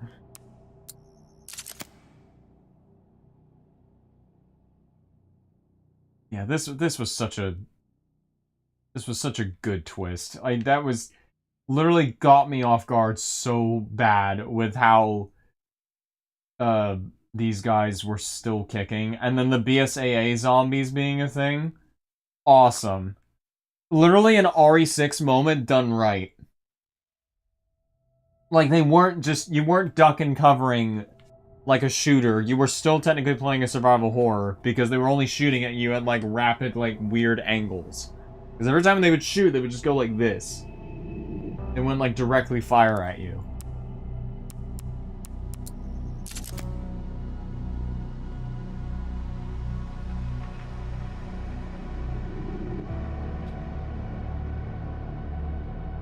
Very super cool. I would imagine if there was a bit more to the highway before the set piece, you would probably have fought these things as Leon.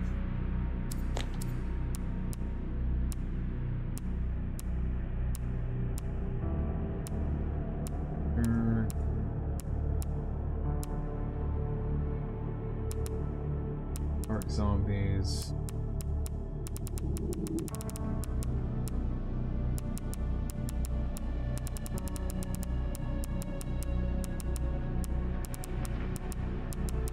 Yeah, super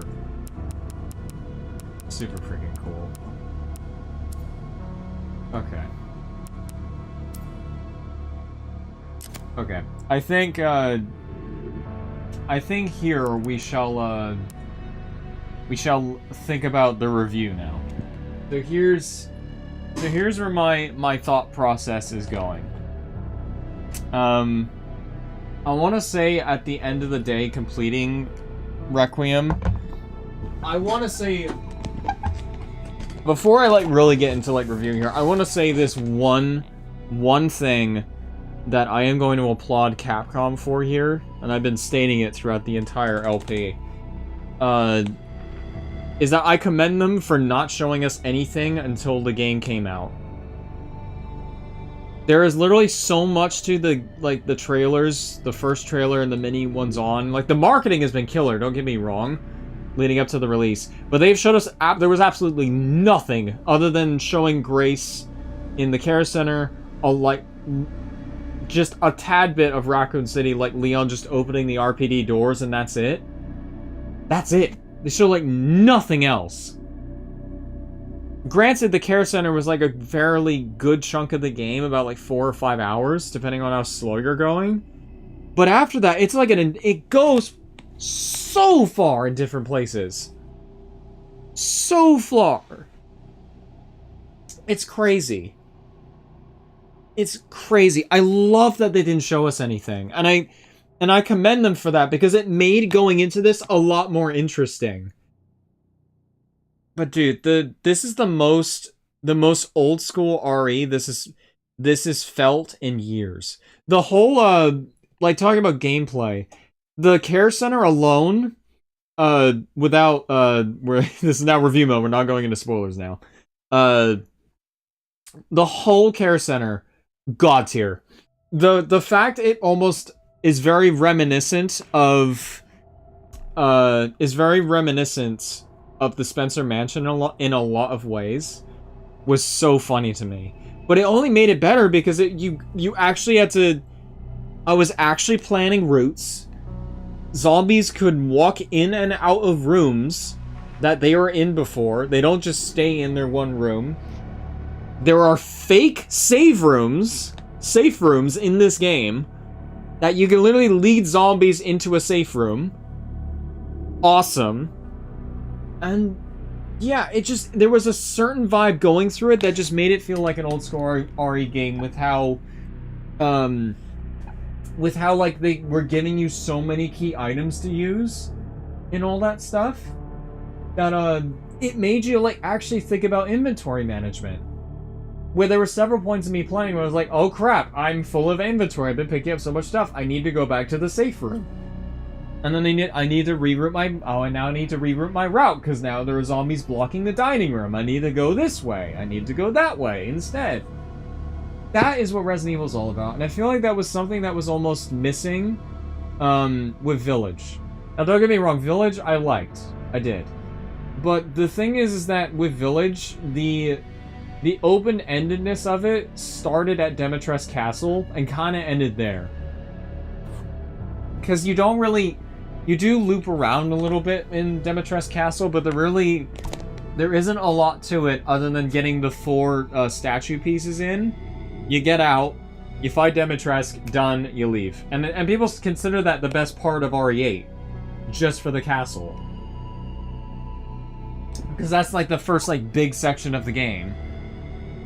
But what I'm trying to get at here is that I feel like RE's greatest strength is when you're stuck in one space for an extended period of time, figuring out the puzzles and stuff, rather than on a linear track. Which I'll say, like, with Grace's sections are awesome. I almost can't, like, without going off what they've showed, I can't talk about anything past the care center because they didn't show it. And I don't want to ruin that for people watching a review of this. But yeah, all of Grace's sections are really good. And it does flip-flop very evenly to where I thought playing as... I did not think we were going to play as Leon so early, but we did. It flip-flopped in a very even way where you get a good amount of Leon and a good amount of Grace. And Leon sections are very good as well. It feels like when you're playing as Grace, you're getting the classic survival horror stuff, akin to, like, you know, classic RE, and, you know, if you liked RE7, you'll probably like Grace's bits. But with Leon, it does feel more akin to, like, RE4. So if you like RE4, you can play Leon sections, which are still scary, but it's still more around that action mindset, which I still liked. And man, there's even so much in Leon stuff that I would love to talk about.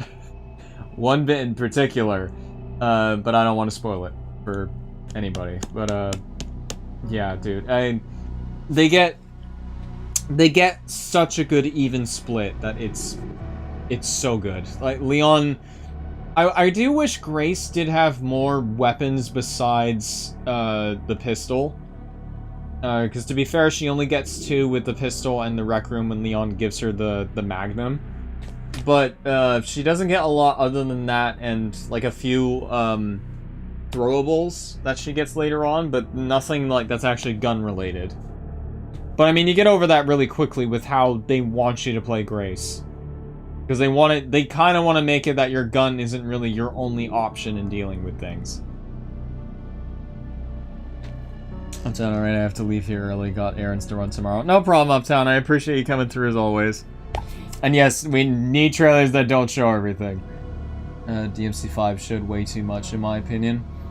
Yeah, that's why I steered away from the DMC5 trailers after the I think it was the Game Awards one. Because I remember the final trailer showed way too much. I remember I watched the final trailer after I beat it, and them showing Nero getting his devil trigger at the end of it, I was like, well, I'm glad I didn't watch this. Where was I? Oh yeah. Yeah, so there is a good even flip-flop with Grace and Leon that I think is really evenly spread out. And another thing that, I gotta say, I hope to God they add a Mercenaries mode in this game. This is probably the best combat RE has ever felt. Just because Leon is now given so much more stuff that he can do, that they've taken the best parts from RE4 Remake and put it into this. and just fine-tuned it.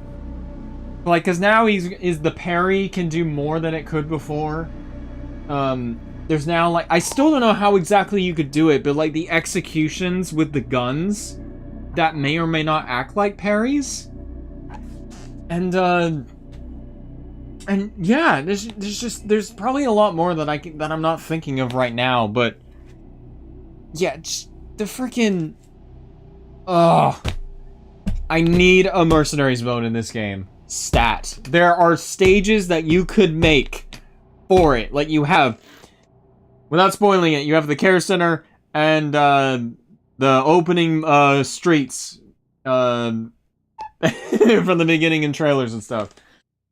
But yeah, freaking one other thing that really caught me off guard that I did not expect to like, because the thing, Ari is known for, like, its, you know, good music in some games. It does have, like, a certified, like, good soundtracks here and there. This game has an amazing soundtrack. I went into this, like, not expecting that. I got the soundtrack for this the day after I got this and played it on stream. It's that good. Leon's combat theme near the beginning sounds like something out of Doom. It sounds like Mick Gordon got hired to make a track for this game. Leon is the Doomslayer in this game. Oh my god. Yeah, dude, this game does a lot. The whole atmosphere of it is incredible. And this isn't really a spoiler because you do go there. But when you eventually go to Raccoon City, my god, the game starts elevating like crazy. So crazy. I'm literally, soon as I get there, I feel like I'm playing a Silent Hill with the atmosphere starting to hit you in the face with both nostalgia and dread. Like, oh my god, I can't believe we're back here. It's crazy how good it is. I can't believe how good this game is. This game could have easily have nostalgia baited so badly, but it didn't. This game, with what's in it, feels like, and chat, you could probably agree with me here, this feels like the DMC5 of Resident Evil. Am I not wrong? This legit feels, with what it feels like going through it, and now thinking about it, it feels like the Devil May Cry 5 of Resident Evil. In terms of, like, we're, you know, still in the Cap God era now.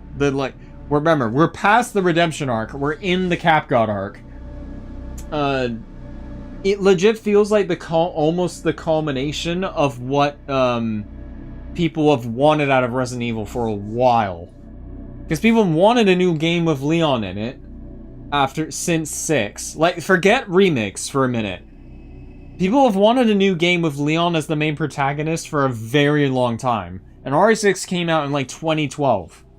So it's been, like, 10 plus years getting a new mainline title with Leon in it. Because we had to deal with Chris for 7 and 8.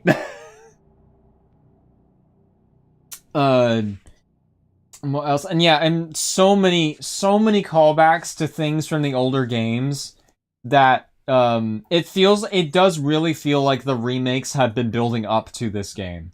It feels like RE2 remake, 3 and 4 remake have been helping to build us up to this game.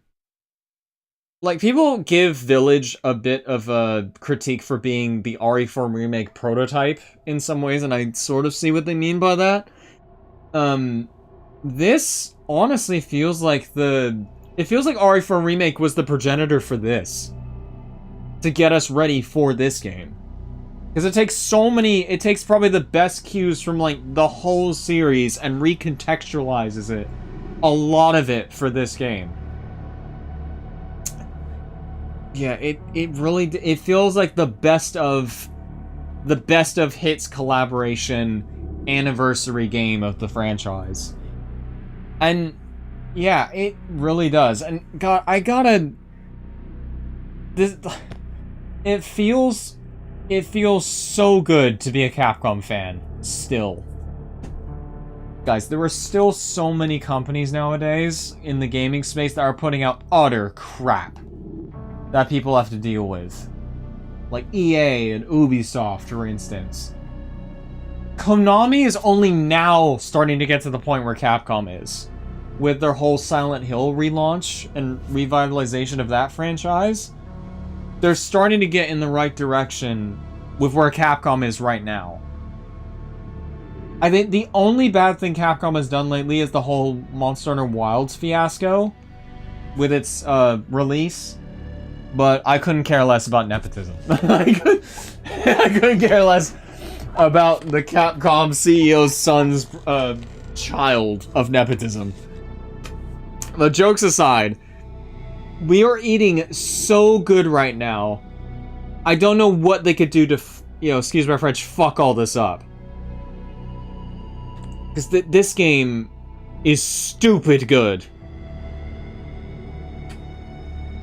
And yeah, I will just say it, I think the only bad thing I can think of is one particular section of the game that is very cinematic and very scripted. And it's very similar to which section was it like? Without really spoiling anything, it's very akin to like the Mia tapes in RE7, but this is not optional. This is something you have to do.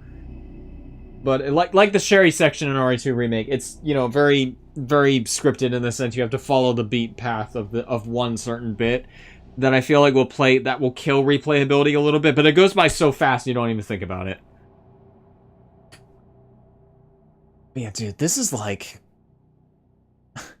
if I'm being like critical about it, this is like a 9. This is a 9.5. But personally, this is a 10. I'm gonna have to legit think about it, but OG RE3 is still my favorite RE game of all time.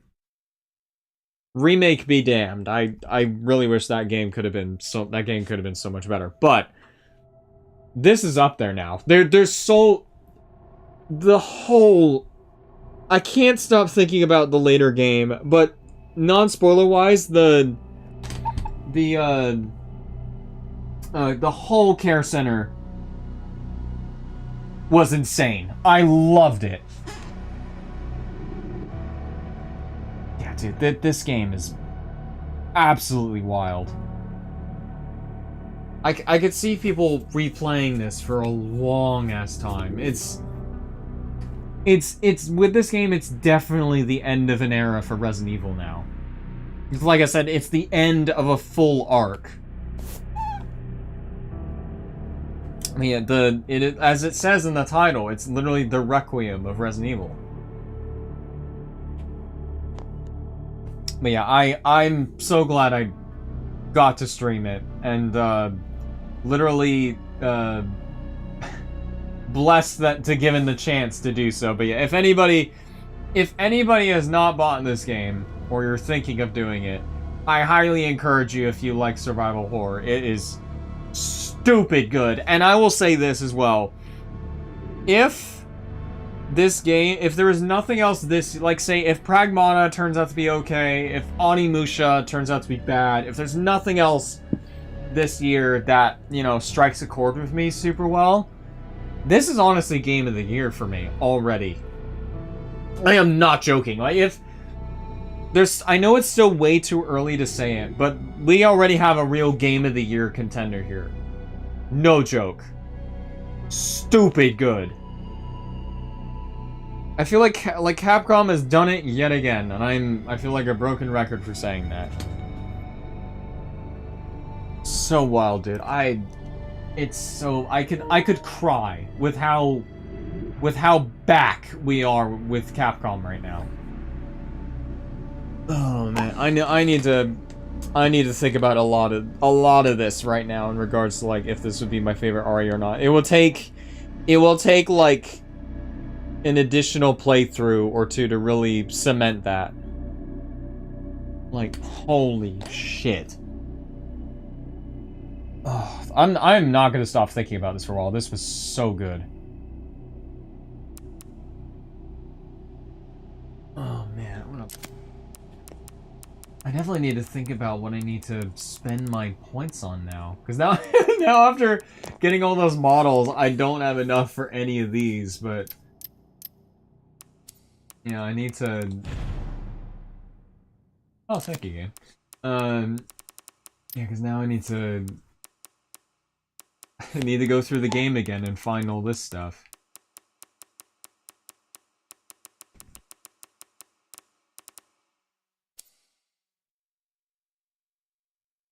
Oh, man.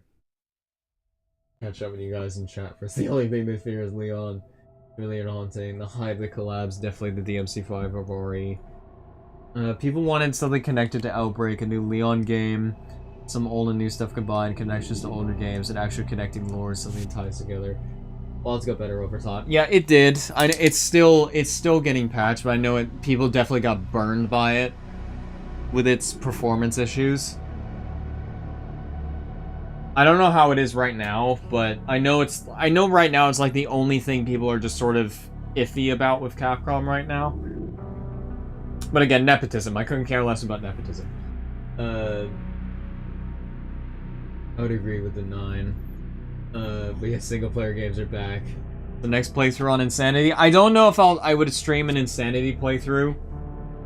Mainly because I'm, again, still trying to figure out an exact schedule with streaming. So that's something I will consider. Because also there's still stuff I need to get back into doing, like Dark Souls. I still need to go back and finish that before anything else comes out. Because also, you know what else? Slay the Spire 2 came out. That game might be Game of the Year.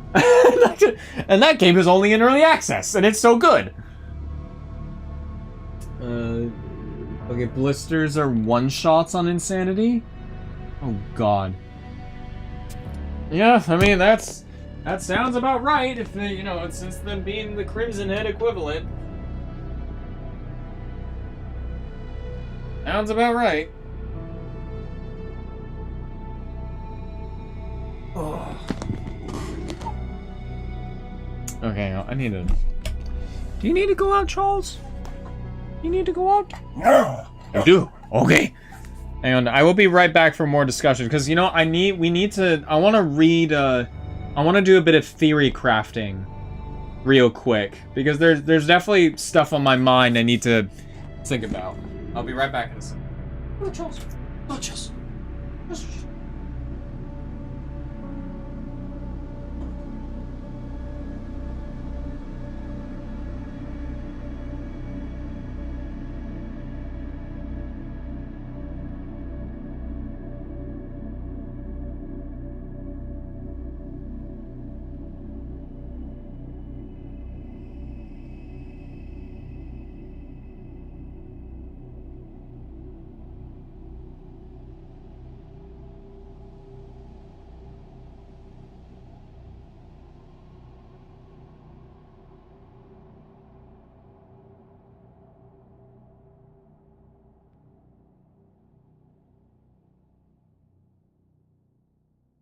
Okay. So, here's my, so now that we're past review and all that, I have a bit of a theory craft for you. So, now that we've beaten the game, and have a general idea of what's going on now, with Elpis turning out to be like an antiviral thing, what happens now? Because that stinger at the end... Because now we know that the BSAA is corrupt on the inside because of the connections. We know that now.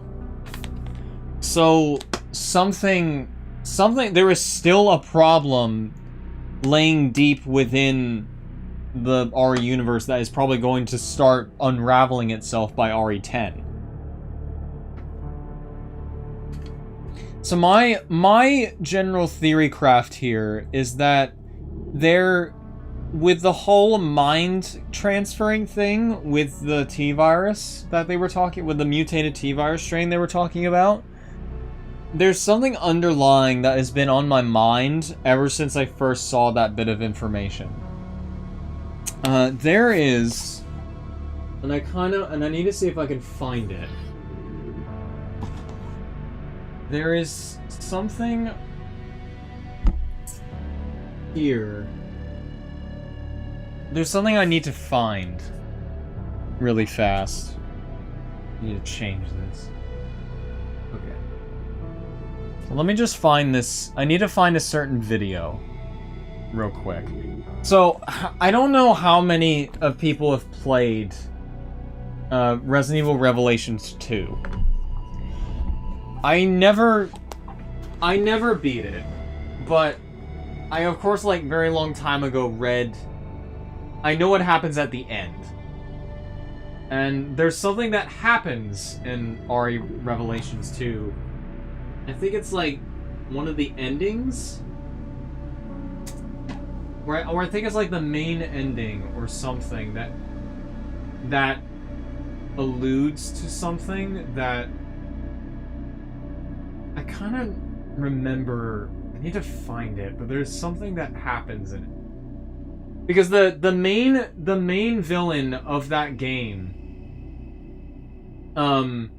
is Alex Wesker, who is one of the Wesker children, who basically tries to make it so that she like I said, I really wish I could remember the whole plot, but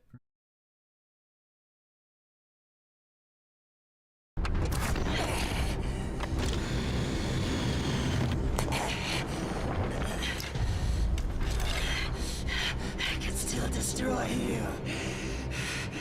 I have to destroy you.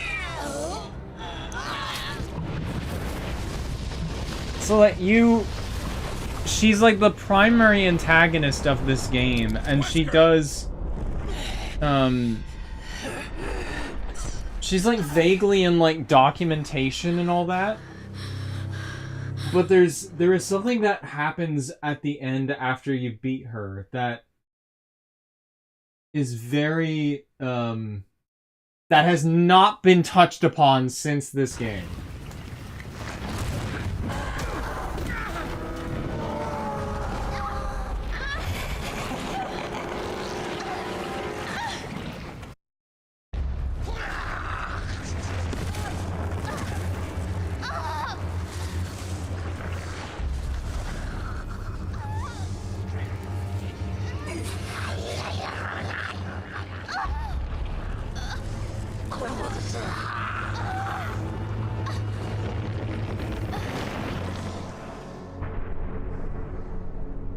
Because from what I remember, they were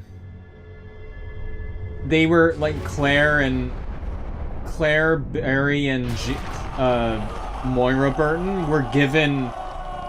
They were given like a weird mutated strain of the virus that was very lenient. They didn't really do anything.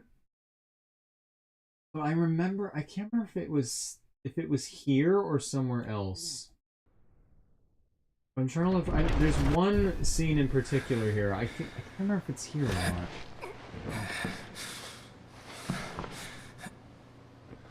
Natalia, what are you? Natalia?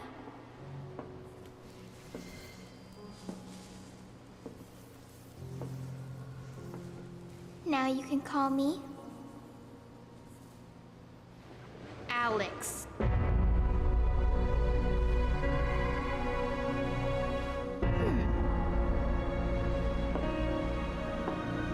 No! Don't make me do it!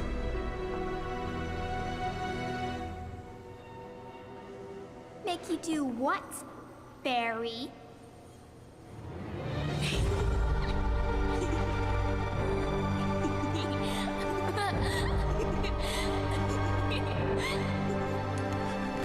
Because Alex Wesker successfully actually transfers herself into a younger body.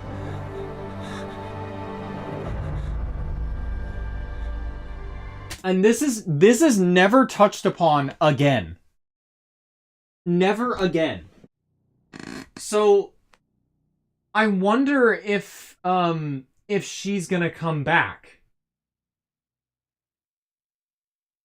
Which I'm gonna check the wiki really quick, because I'm not mistaken, because there is a cliffhanger by the end of Rev 2 that basically alludes to her still being alive.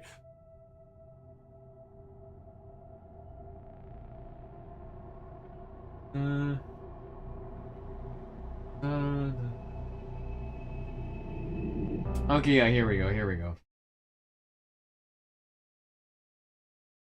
So, that's when the weeks approached before Corda's awakening, Alex began planning her death. Renaissance to the island. Alex for Corda outside the mines. Monkey burned off a cliff. She was free to do with Corda as you please. Afraid that Corda showed no sign of the copy consciousness, she declared a failure by choking her. With Corda close to passing out, something sparked in Alex's mind. Corda, where she infected herself with the Ouroboros virus. Alex once again trying to kill her. Onto the ground. And then Alex's legacy continued after her death. That's her plan.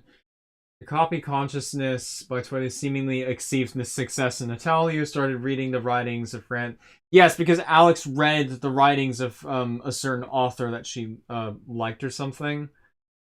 And yeah, she basically managed to, because it was basically hinted at that Alex is still alive in Natalia's body. So the whole mind transfer thing has been a thing already. Just this has not been touched upon since Revelations 2. Yeah, what the fuck? Yeah, it's really, Revelations 2 was a good game, but it's just unfortunate that it came out at such a weird time that nobody really played it because it followed the Telltale format. I need to there was another scene. Yeah, this is it. There was an extra episode where you played as Natalia. And it was basically the big ass hint. Hey, you're not the only one in control of your body.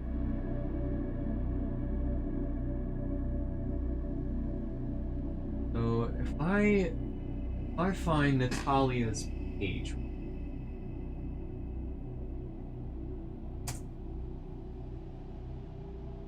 No, I did not want to go to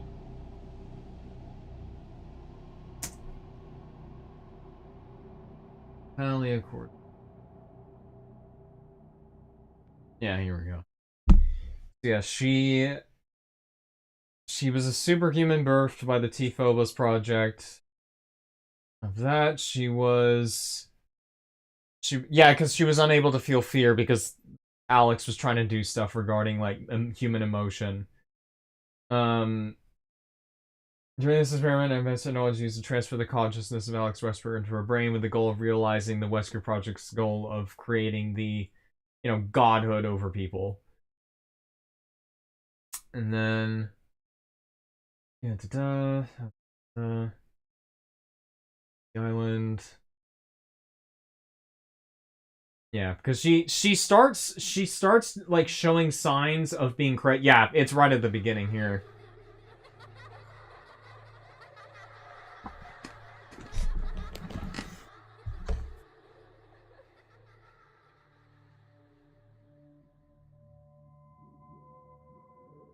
Hiya, Natalia. I'm Lottie. Nice to meet you. Nice to meet you too.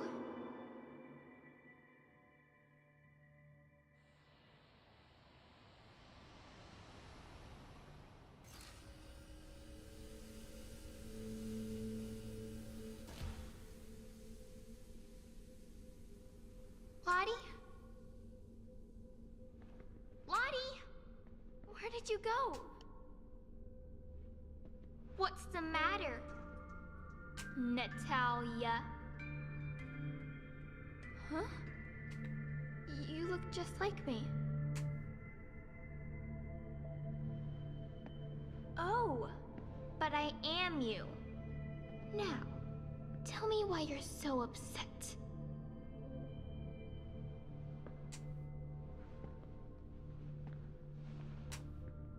I can't find Lottie. She's my friend. Wow, what a coincidence. I have a postcard from Lottie. Right here. Again, this is all in Natalia's head. If I can't remember exactly if the extra story takes place before the main campaign of Rev 2, but it does really allude already to that whole mind transfer thing. So you can see why I'm sort of pinpointing an idea here for RE10 if they're going to start going this route. If because Alex Wesker could be like the new mainline villain of RE starting at 10.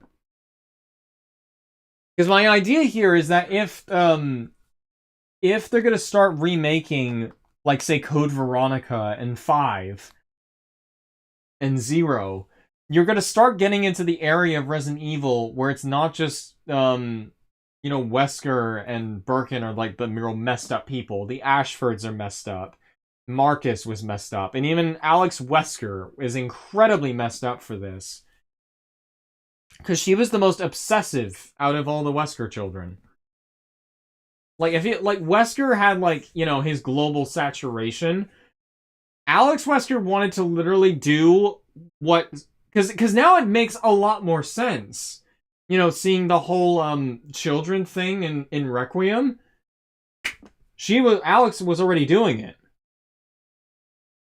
Like, she obviously knew about it and was doing it after, like, all the way after the events of, you know, of, like, RE2 and stuff.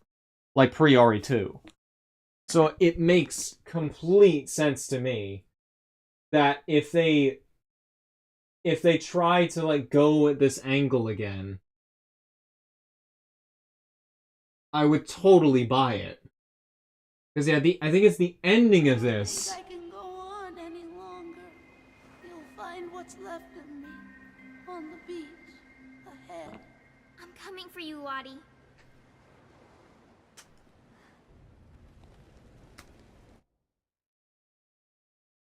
Because this is what I remember. This is the ending that really just kind of told it to you right in the face.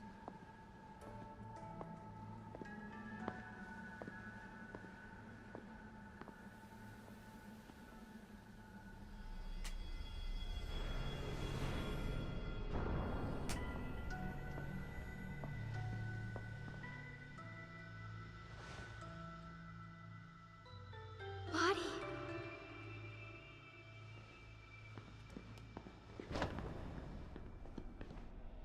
Gosh-a-rooney, you little bitch! I was supposed to win this game of tug-of-war!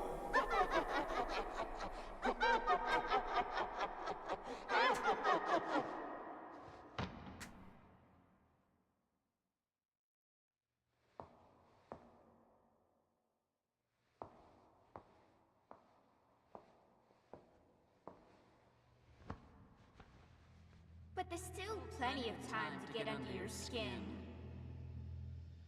And next time, you won't see me coming.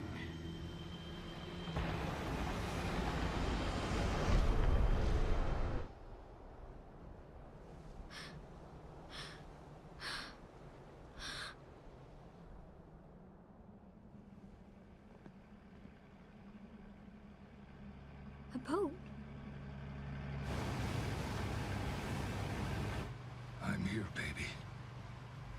please be alive. Literal psychological indoctrination. So what I'm trying to say here is that the seeds for this whole mind transfer thing have been planted for a while. For a long-ass while. So, I demand all of the freaking gift subs or whatever shit that if what I'm saying here is facto or not.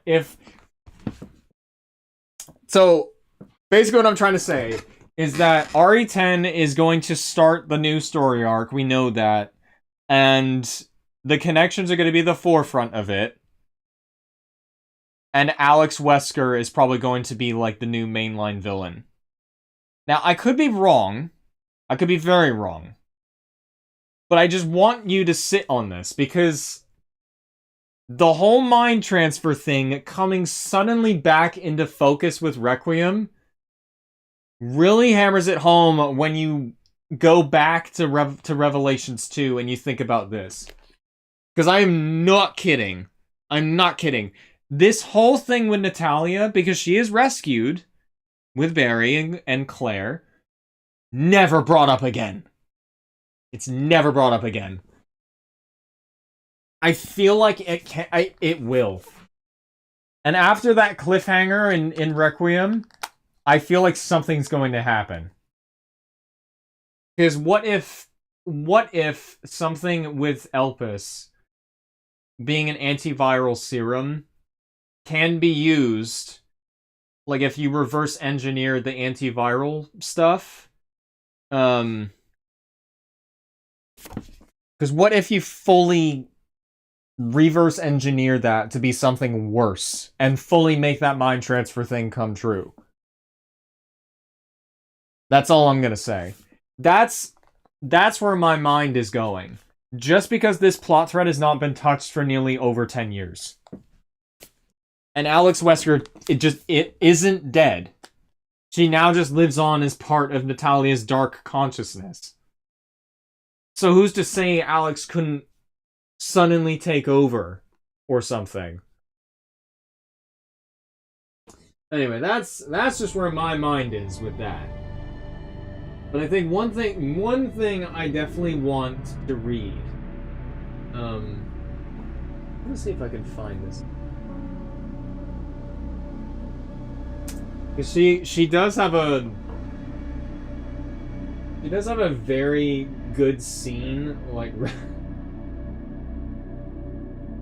I think it's when Barry first meets her. She's like very freaking disturbing.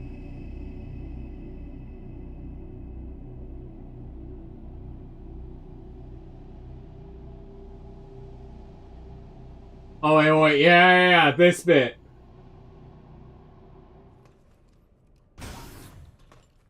You didn't see that title. We meet at last.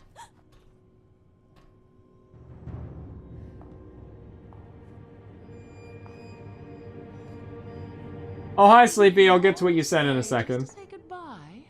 Oh, I'm touched. Familiar voice, by the way, if you guys have played Silent Hill.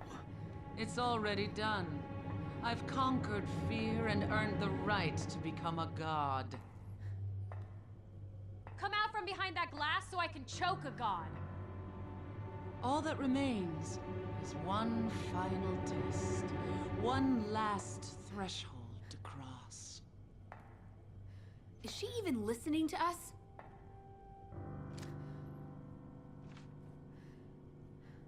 My brother's escape was death. And soon, it will be mine as well.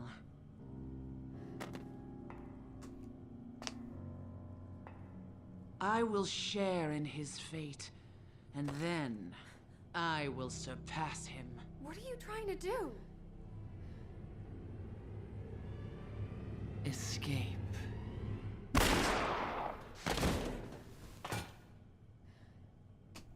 Just like that.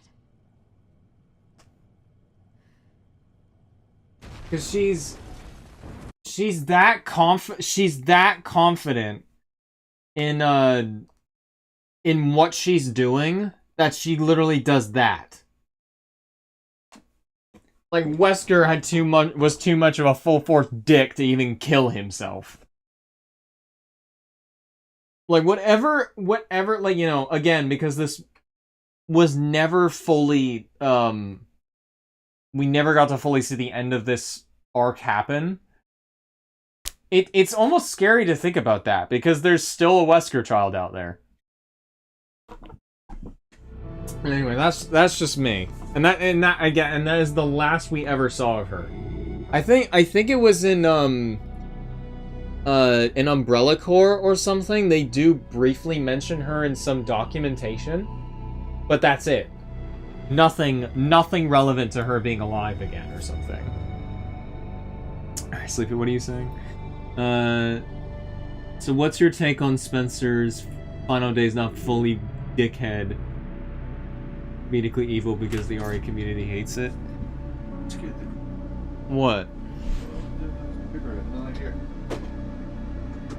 But it sounded like someone going like That's the back weird. door, and I turned the light on, and it's just Charlie. Can you jump on the bed? On the couch. Jump on the couch. There you go. I'm theory crafting. I just finished it.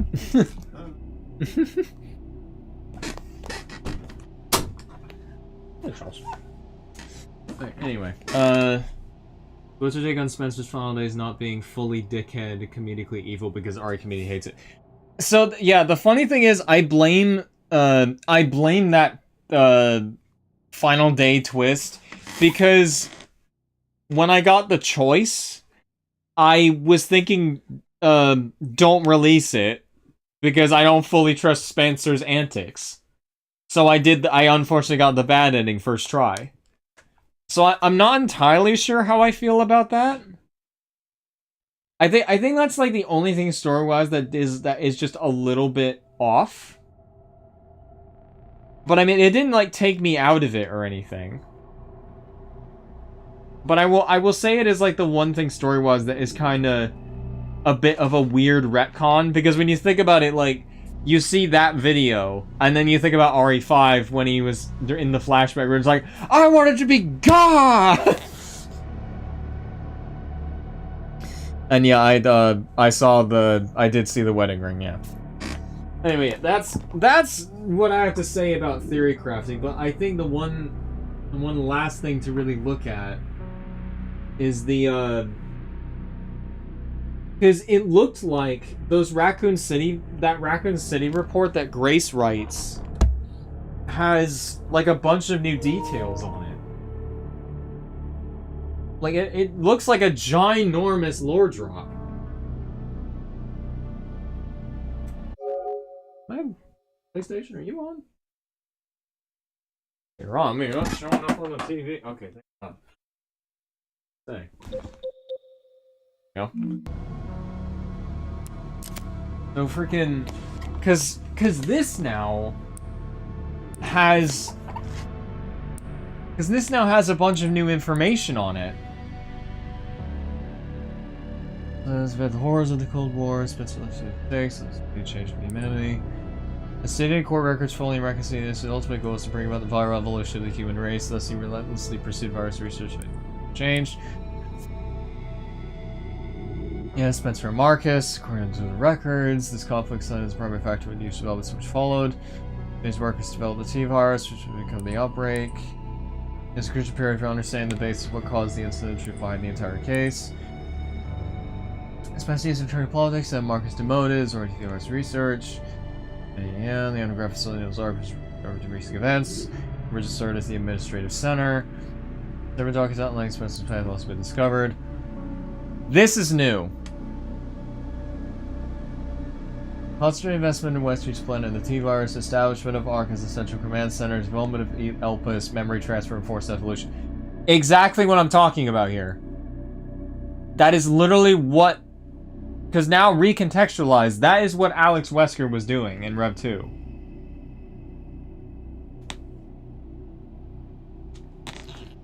Sleepy, okay, I see this way. Spencer started, as in World War II, I think, wanting to do superhumans to help people before it escalated to power-hungry asshole. I could be wrong, but he wasn't always fully bad, and it could be when he realized, oh, I don't have enough time and I'm gonna die, so he created an antiviral to be like, if I can't be gone, no one else can. Yeah, because there's that too. I think it's just also because, like, comes out of left field. Like, that's why I was second-guessing myself on the ending choice.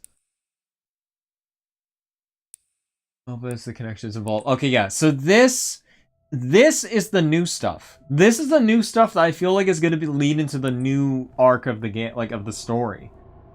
The only documents regarding Marcus's involvement were also discovered. Extra costing and records, 1986. Today's Marcus sender, the F Foundation, amount $3 million. This document shows a suspicious flow of funds being channeled to Marcus. Past FBI investigations revealed that the source of the funds, the F Foundation, was just one of the puppet organizations for the connections. The F Foundation no longer exists. The Connections is a criminal organization that various government agencies have been sounding the alarm against for years. The illicit group is at the heart of all this. The evidence suggests that the Connections sought involvement with Umbrella's central operations. Additional documents belonging to the protege of Marcus, Brandon Bailey, have been uncovered. So, interesting that they're showing the picture from RE7 with Mia and Evelyn from the boat. Brandon Bailey. Preparation complete. I think it's time they make contact with me directly, don't you? I await a response. This indicates that Bailey took over the correspondence with the Connections, succeeding Marcus. Bailey was rumored to be the founder of the Connections, but he may only have been a small cog in the larger machine. We now believe the Connections has had deep roots in the criminal underworld since the 80s. Much about the Connections remains unknown. Yeah, so they're legit leaving this straight open. It's literally telling us right in the face that I feel like this is what's gonna happen now. In order for Spencer to obtain complete control over her ability, he used to force to deal with any internal opposition to influential adversaries. A list of these individuals seemingly prepared by an associate of Spencer's recently discovered. Excerpt from classified record evaluation list. Following CEO's reevaluation protocol. There's been taken against these individuals: James Marcus, Michael Cromer, and Cheryl Moore. During this period, Umbrella continued to grow and expand through ties with the government. The organization became so large that Spencer could no longer fully control it. Numerous accidents plagued Umbrella's facilities around the world as a result of poor management. Furthermore, the information was being leaked to rival organizations and the Connections due to moles that infiltrated the company. Yet despite the circumstances, Spencer was able to thoroughly protect and complete his research at ARC, the research Elpis. While most records regarding Elpis were lost for the description ARC, few remain. This was 1990-something. Tricell, ASHF, the family, and Umbrella. Elpis shall bring it all to an end. The only information leaked about Elpis was that it had the potential to upset the military balance of the entire world. However, a strictly managed password known only to Spencer was needed to access it. And what is it? Elpis was a powerful antiviral drug. However, this was unknown to those who saw it. The Connections and other black market groups mistakenly thought it to be a powerful bioweapon with the potential to control minds. This confusion likely stemmed from the fierce competition surrounding bioweapon development. It was a common knowledge that Spencer, the developer of Elpis, aimed for the evolution and control of humanity through viable technology. Based on data taken from confiscated records and changes in Spencer's behavior, we believe Elpis was completed around the mid-90s.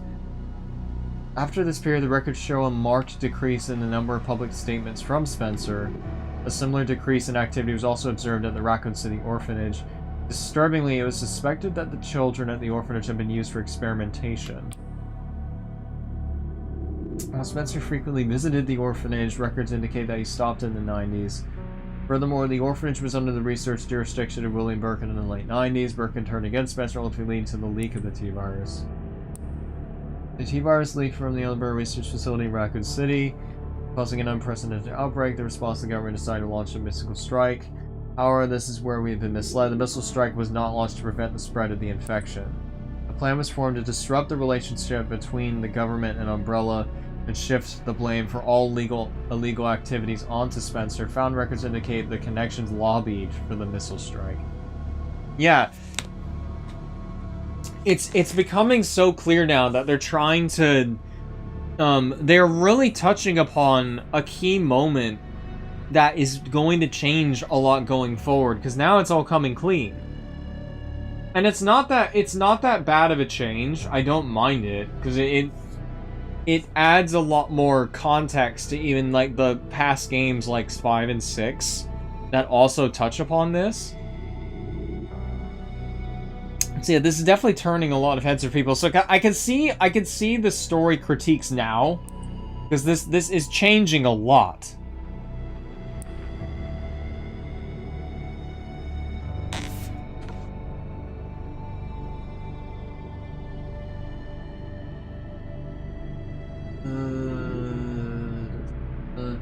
Personally, I think if you play all the games and think about the virus scenarios and how most games ends, it could easily be like, my work doesn't really go anywhere.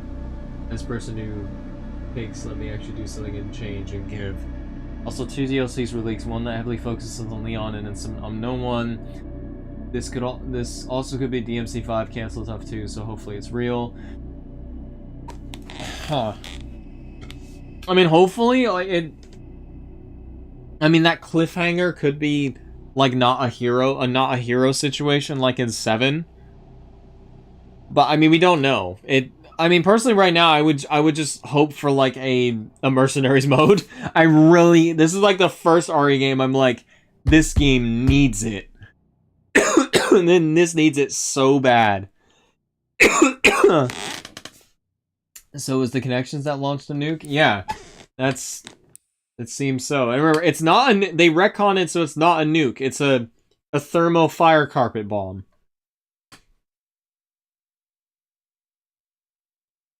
DLC of Hunk escaping the Ark. Please!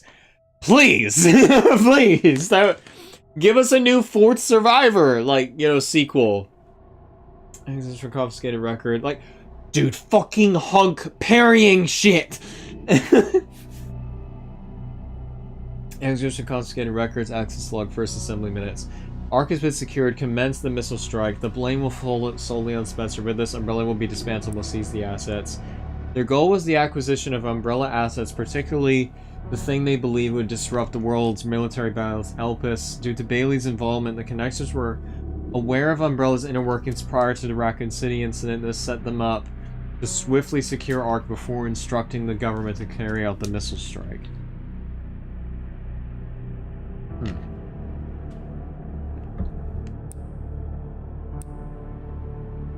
Trials. It is well known trials were held after the events of Raccoon City. Testimony for Raccoon City survivors, along with evidence submitted by the Global Pharmaceutical Consortium, demonstrated the scope of Umbrella's various activities.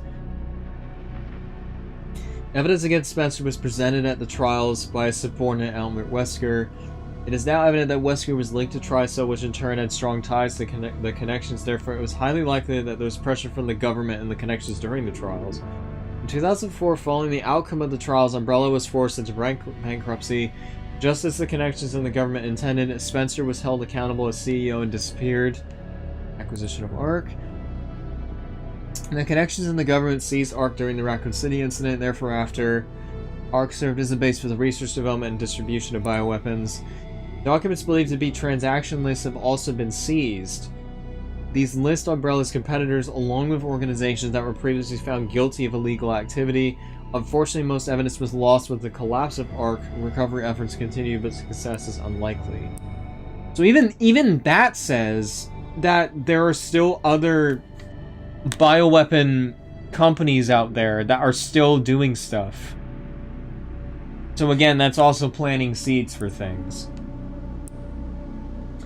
Following the Raccoon City incident, weaponized viruses developed by Umbrella were leaked. Subsequently, instances of bioterrorism utilizing this technology spread across the globe.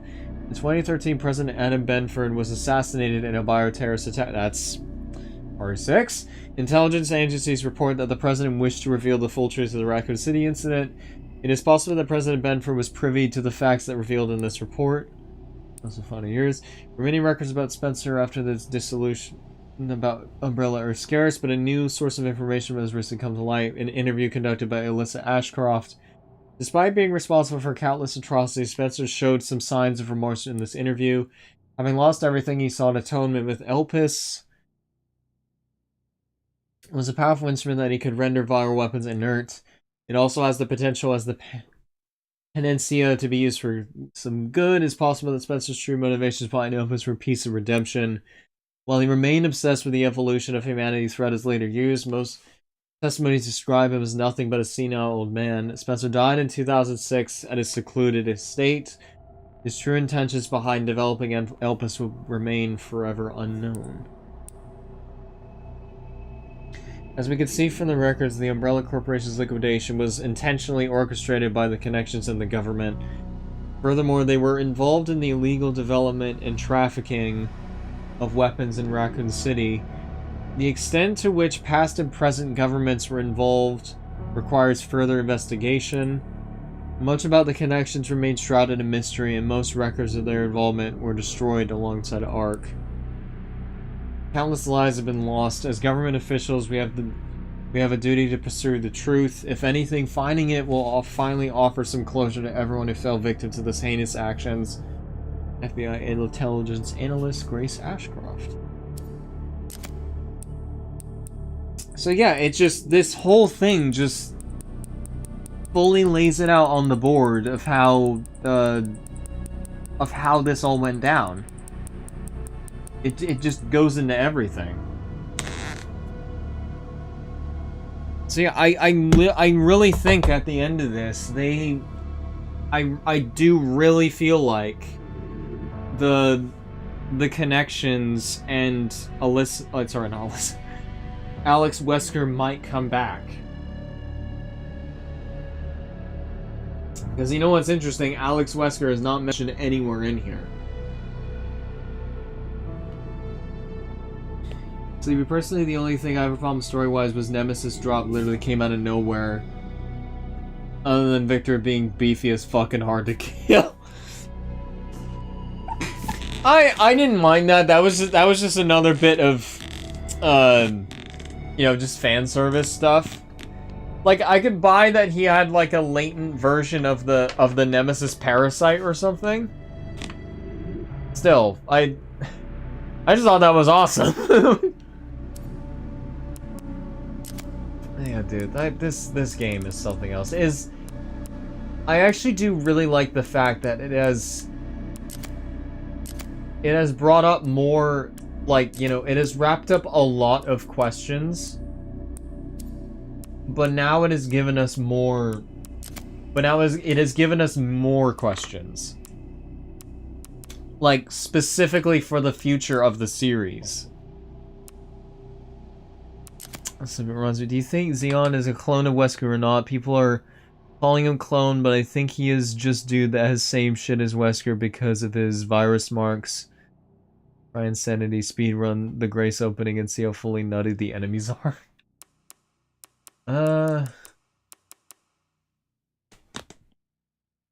I'll be honest, if I do feel like doing that, I'll consider it. I do need to. I mean, I could give it a try. I do have a little bit of time.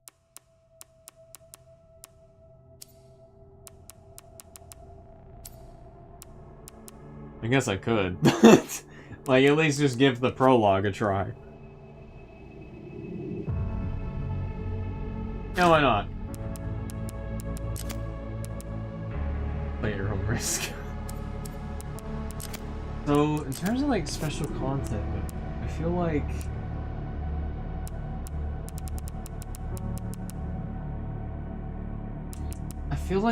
with Grace, you would need,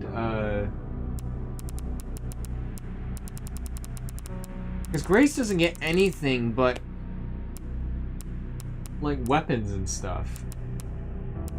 She only gets a machine gun and a better knife. A knife that doesn't break.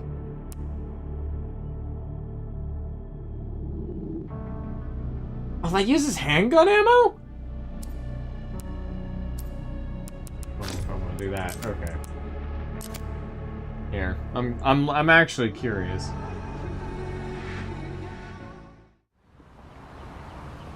So just skip cutscenes and stuff. Yeah, I'll do that. The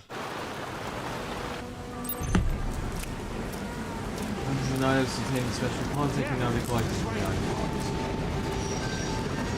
box. It should be around here. Yeah, this whole bit here, awesome. Okay, this is what I meant by how like realistic it looks with, you know, people like the old Watch Dogs demo back at E3, that sort of thing. Oh man, she was pissed. She forgave me in the end.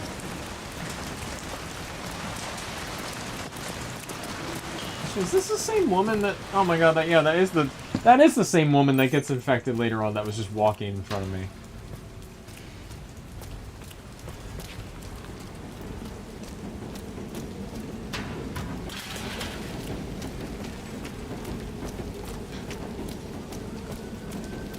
I did hear one thing. Why am I even here? Is that I was shout out to Pat and Wooly of Castle Super Beast. I was literally listening to their podcast the other just today, and Pat literally goes on to say that insanity feels like one of the tips it gives you for insanity is it encourages you to use the bonus content weapons.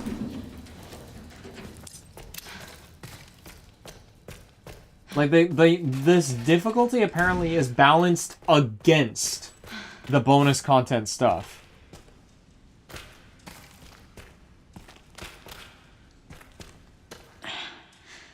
Oopsie.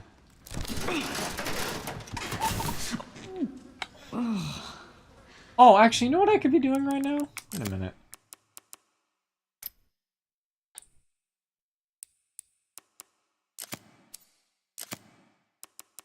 Do this.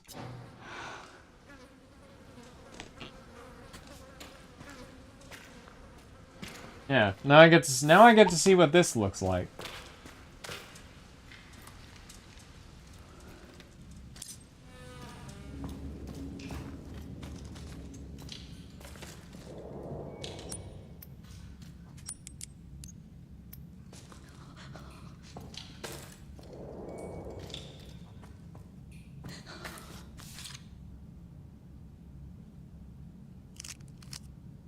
Yeah, because every enemy is against Grace is one shot? Oh, Jesus.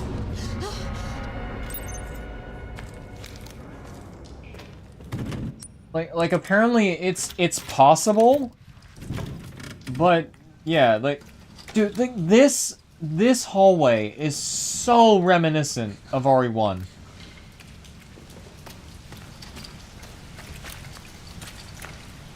Like, this window is literally where the dogs would jump out.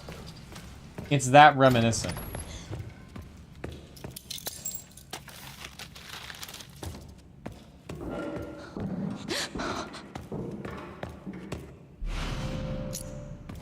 I do not remember that antidote coin being there before.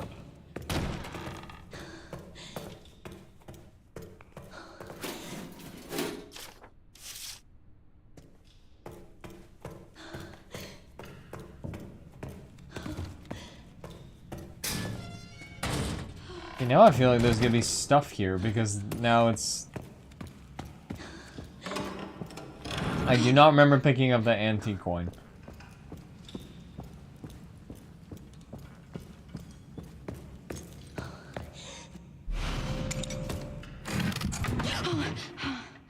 Oh, shit.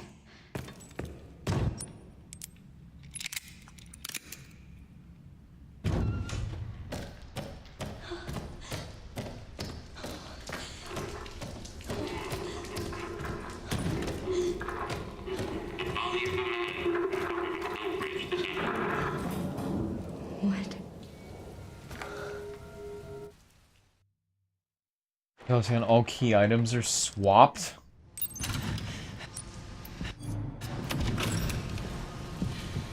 Stay close.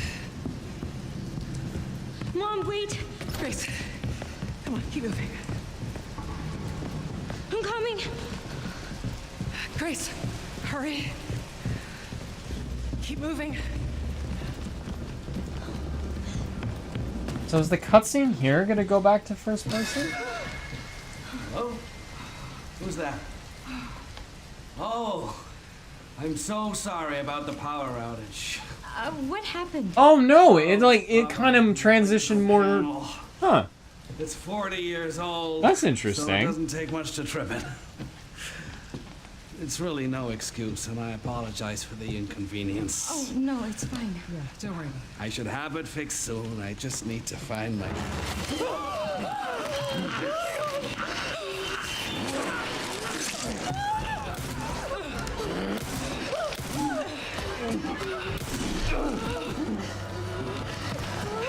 the hell? No, Grace, no.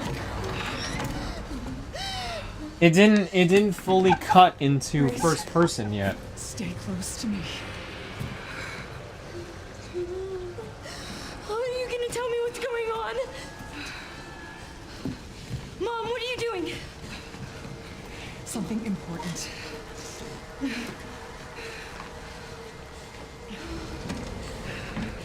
If it's plausible, I can kite most enemies and wait for the Leon section to clear them out for Grace. The problemo is the section where you need to grab acid. There is always 2 zombies standing on the top of the stairs, and if you get past them, you need to run up to the room with 5. An item you need is at the end of the room. If you kite past them 2, you can't leave the room because chunk door camps. Yeah, that's... Grace, come on. Oh my god, I know it.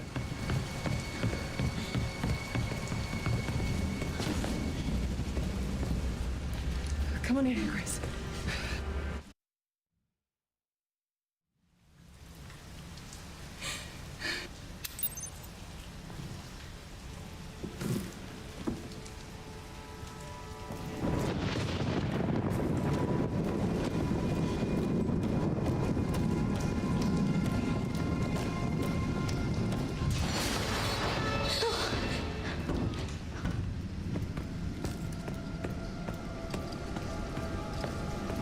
Gideon! Oh. Interesting that they would just leave that there.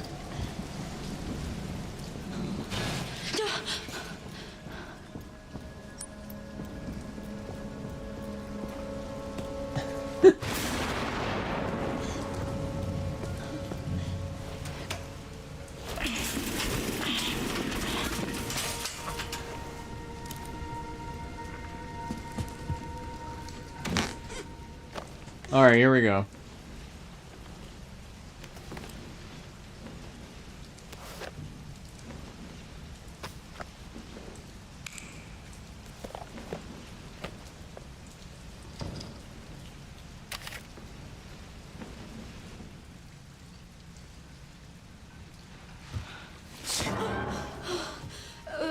Sorry, officer. What's wrong? Something stung me. Are you okay?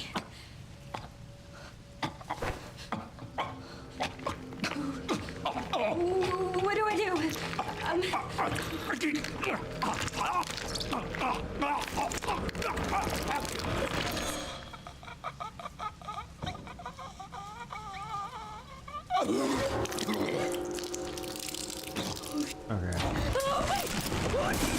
Oh, fuck!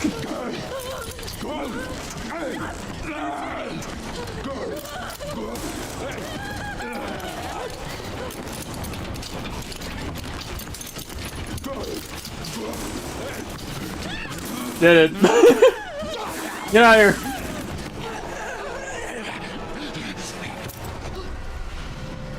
Give me that.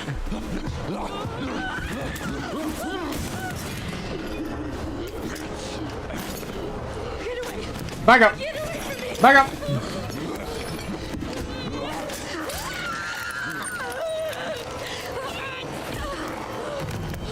Oh, shit! Stay away!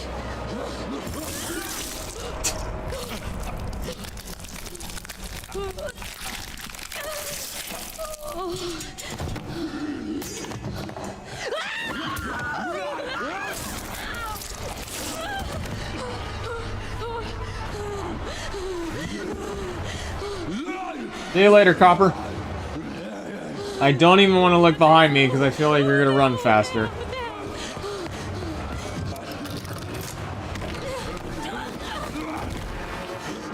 Later, Copper. So, I was worried he was gonna kill me, but I just like angled one way and then just held the button and I was fine.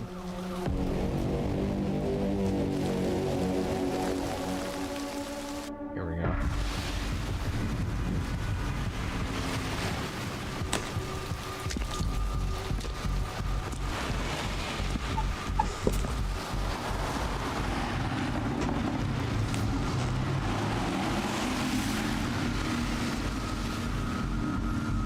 This whole prologue is so good. Just about. Stuck in traffic.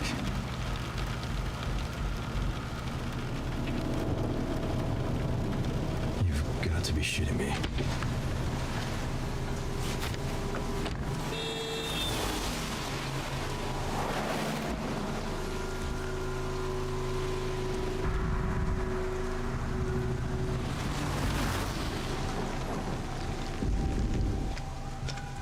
What's going on? Is she okay? Oh, she's fine. I'm just taking her home.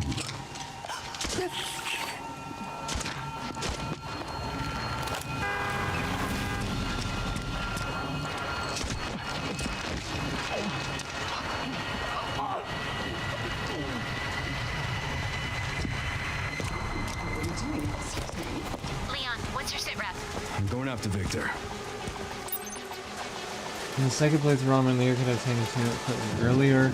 The tactical tracker begins in his inventory. Supply boxes are available in each area. Equipment acquired in previous playthroughs can be obtained through the box. Don't do anything stupid. Me? Oh, how convenient! A box is right here.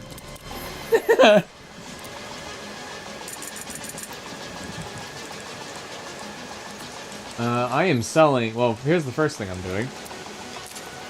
Alligator Snapper can go.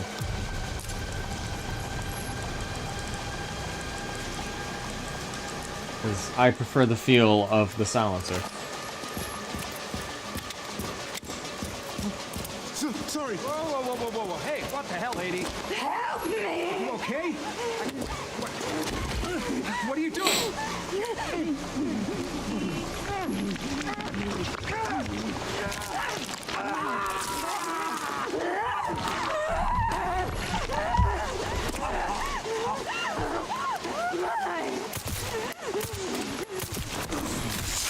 God!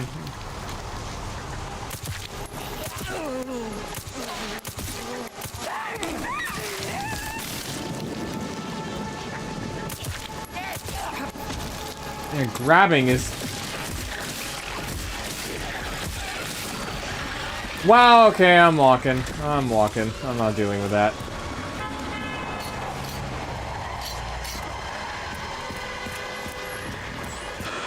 Get Redwood locked up. Oh my god! He turned around so fast! I wanted to just try and walk around him.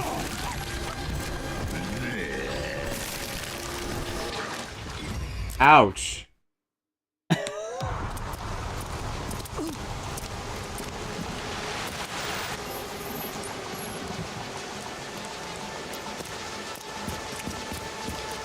Big yikes. Whoa. Hey, what the hell, lady? Help me!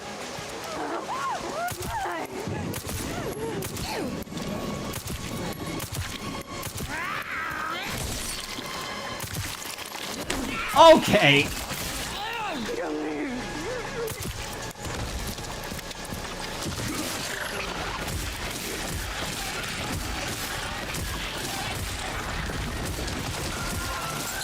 I want to see if I can at least kill her.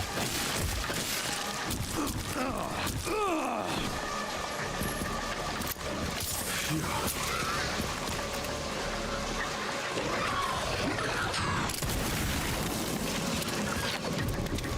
not feel like wasting any time with that. Because now killing stuff is going to be a hell of a lot more important because you're going to want to get the credits. Get Renwood locked down. What? Is it something to do with Victor? Yeah. He's the one to thank for all the excitement.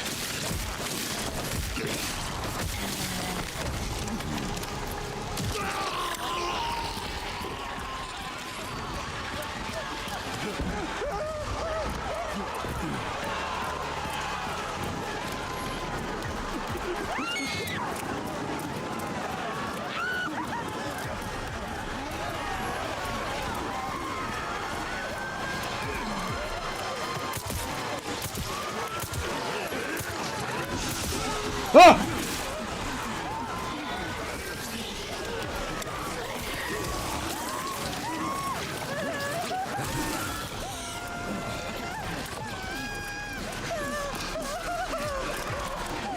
Bitch! Well, line up for the 3-shot. Oh!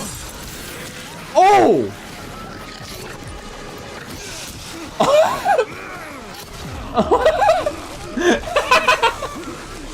Jesus Christ!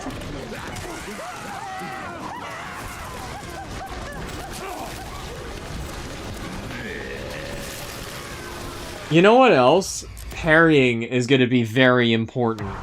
Because you want the stun time.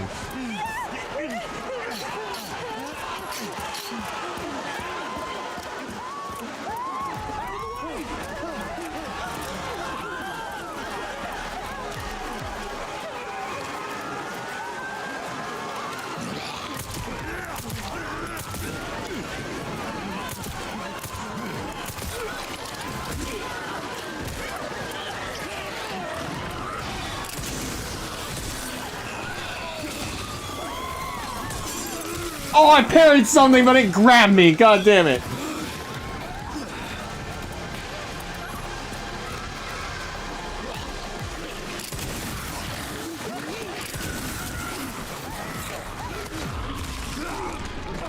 Wow, that is really unforgiving.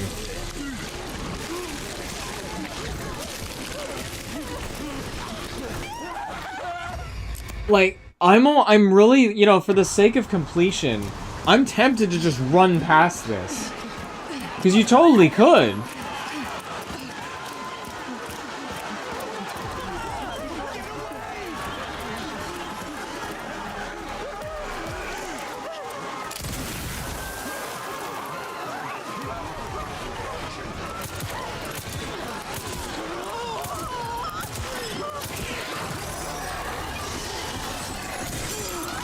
Did that even parry him? I also want to line up the triple shot this sticking challenge was talking about.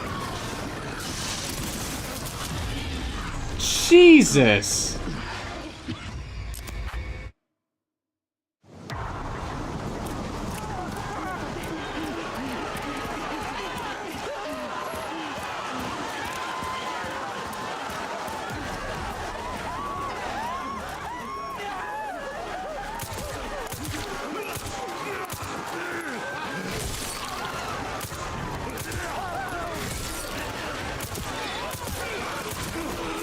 Because you can only do that for so much. I feel like the first thing I would upgrade is well, actually, no, I would get the frickin', I would get Hunk's hatchet. That's the first thing I would get. Because I'd want to be parrying stuff to shoot them.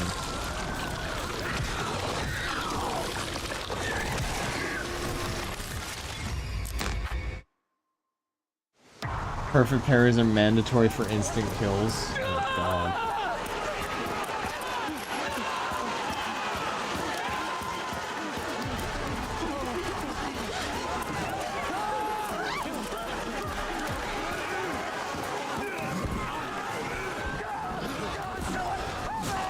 Shit.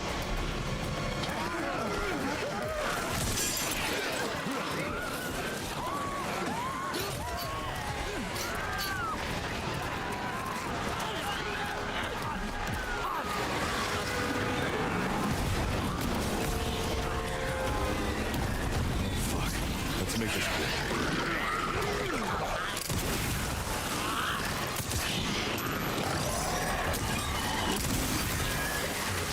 Damn!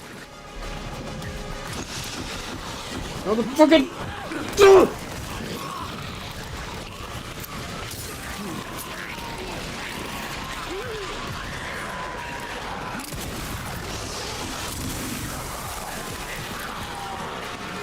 I want to just see how much of these guys I can even kill. Well, kill is a strong word, but...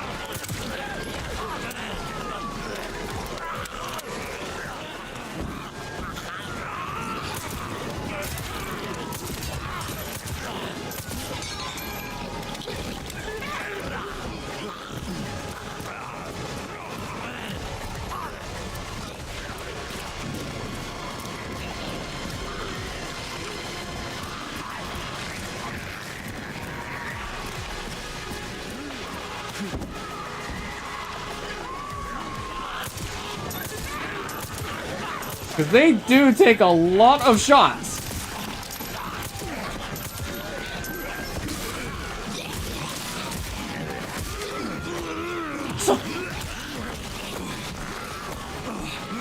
I like how delayed that was. Yeah, that is very tricky.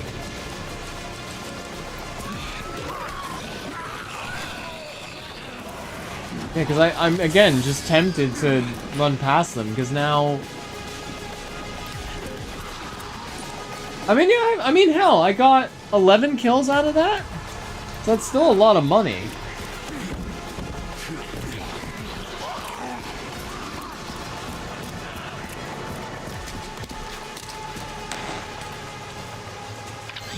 Leon, have you located Victor? No, I lost him. Because the thing is... You're gonna get one bullet refunded for the Requiem when Grace gets it. Purchased a building after Umbrella went under. If it works like that. Chronic Care Center. I'll send you the address. Best way to is to climb on the Wi-Fi and line them up. Sleep it right, have fun, gonna go make some breakfast. Yeah, no problem. I'm probably gonna end the stream in a bit here, because I mean, it did beat the game, and I did my theory crafting. I'll get to, like, the first actual save point here and stuff here. Oh, yeah, that's crazy.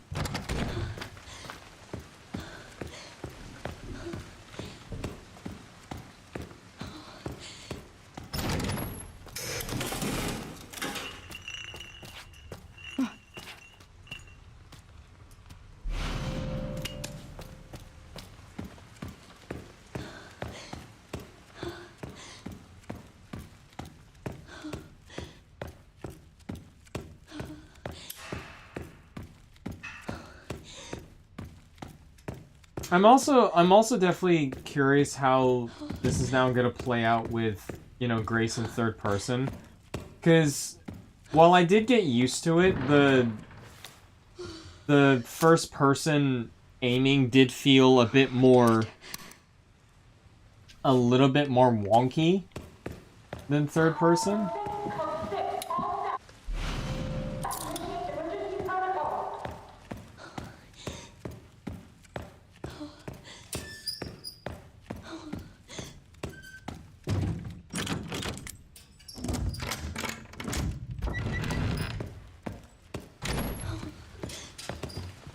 This is what I'm gonna use. Oh, Insanity does use the Incriven. Oh boy.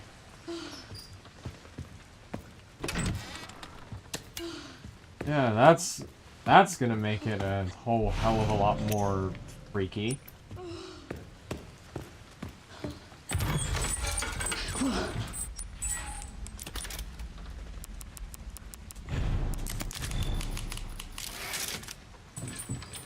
Okay. First person Leon Insanity gameplay with. I don't know, but yeah, that's definitely interesting, but I don't think I really see myself grinding it out super hard on stream playing Insanity. Because I don't know, And Ari is not my super strong suit in terms of confidence in streaming and having a pleasant experience.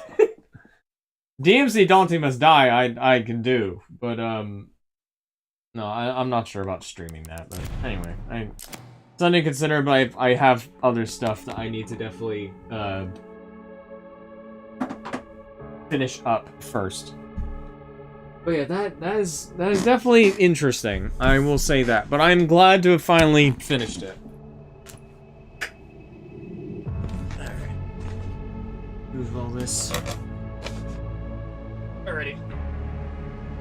I'm gonna pack it up here, gents. I know it was a bit shorter, but I probably would have beaten it last night if my bloody internet didn't turn off. But it is what it is. Anyway, super happy to get it done. Very good game, like I stated. But yeah, I done my theory crafting, tried out that. We'll see how it goes. But yeah, it's a huge shout out to everybody that tuned in for the streams. So I don't know what I'd be for me streaming next, but I know Pragmata is only a month away now. It actually got bumped up. I can't believe. It comes out a day before my birthday, which is kind of crazy.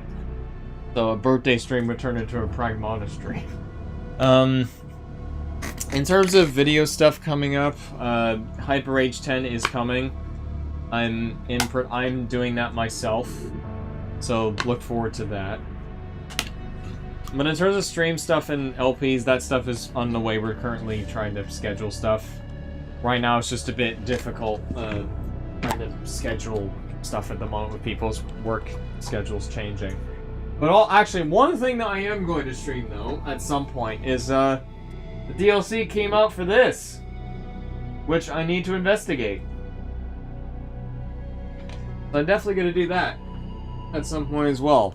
Because that DLC for Ninja Gaiden might be the last bit of Ninja Gaiden content for a while. Anyway, we get shoutouts out of the way. I know what Igneal, Jotion, Max, Sleepy, Usual Suspects all came through, which is very nice. Anyway, I appreciate you all joining as always and joining me in another. I think this makes the. Because I played Village on stream, RE4 Remake on stream, OG RE4 on stream. Now this. That's 4 RE games I played on the channel now. Oh my god. I low-key forgot about the DLC for Ninja Gaiden 4. Yeah, it kind of just came out. Like the first trailer for it was super short, and it was just kind of like, yeah, it's here. It's out. Yeah, I'm next stream most likely me doing that and investigating it, because apparently they've added like a roguelike type mode to it or something. But I've been meaning to pick that game back up anyway ever since beating it on Master Ninja, because I'm very curious what it's apparently not very long. It's only like 4 missions or something. But I'm curious what it's about, because they have the new weapon concept for Yakumo and Ryu.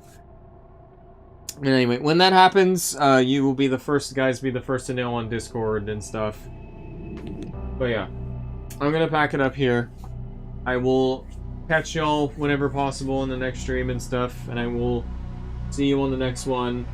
And goddamn, we can parry rockets. Alrighty, I'll catch you dudes on the next one. I've been Sam, and good night.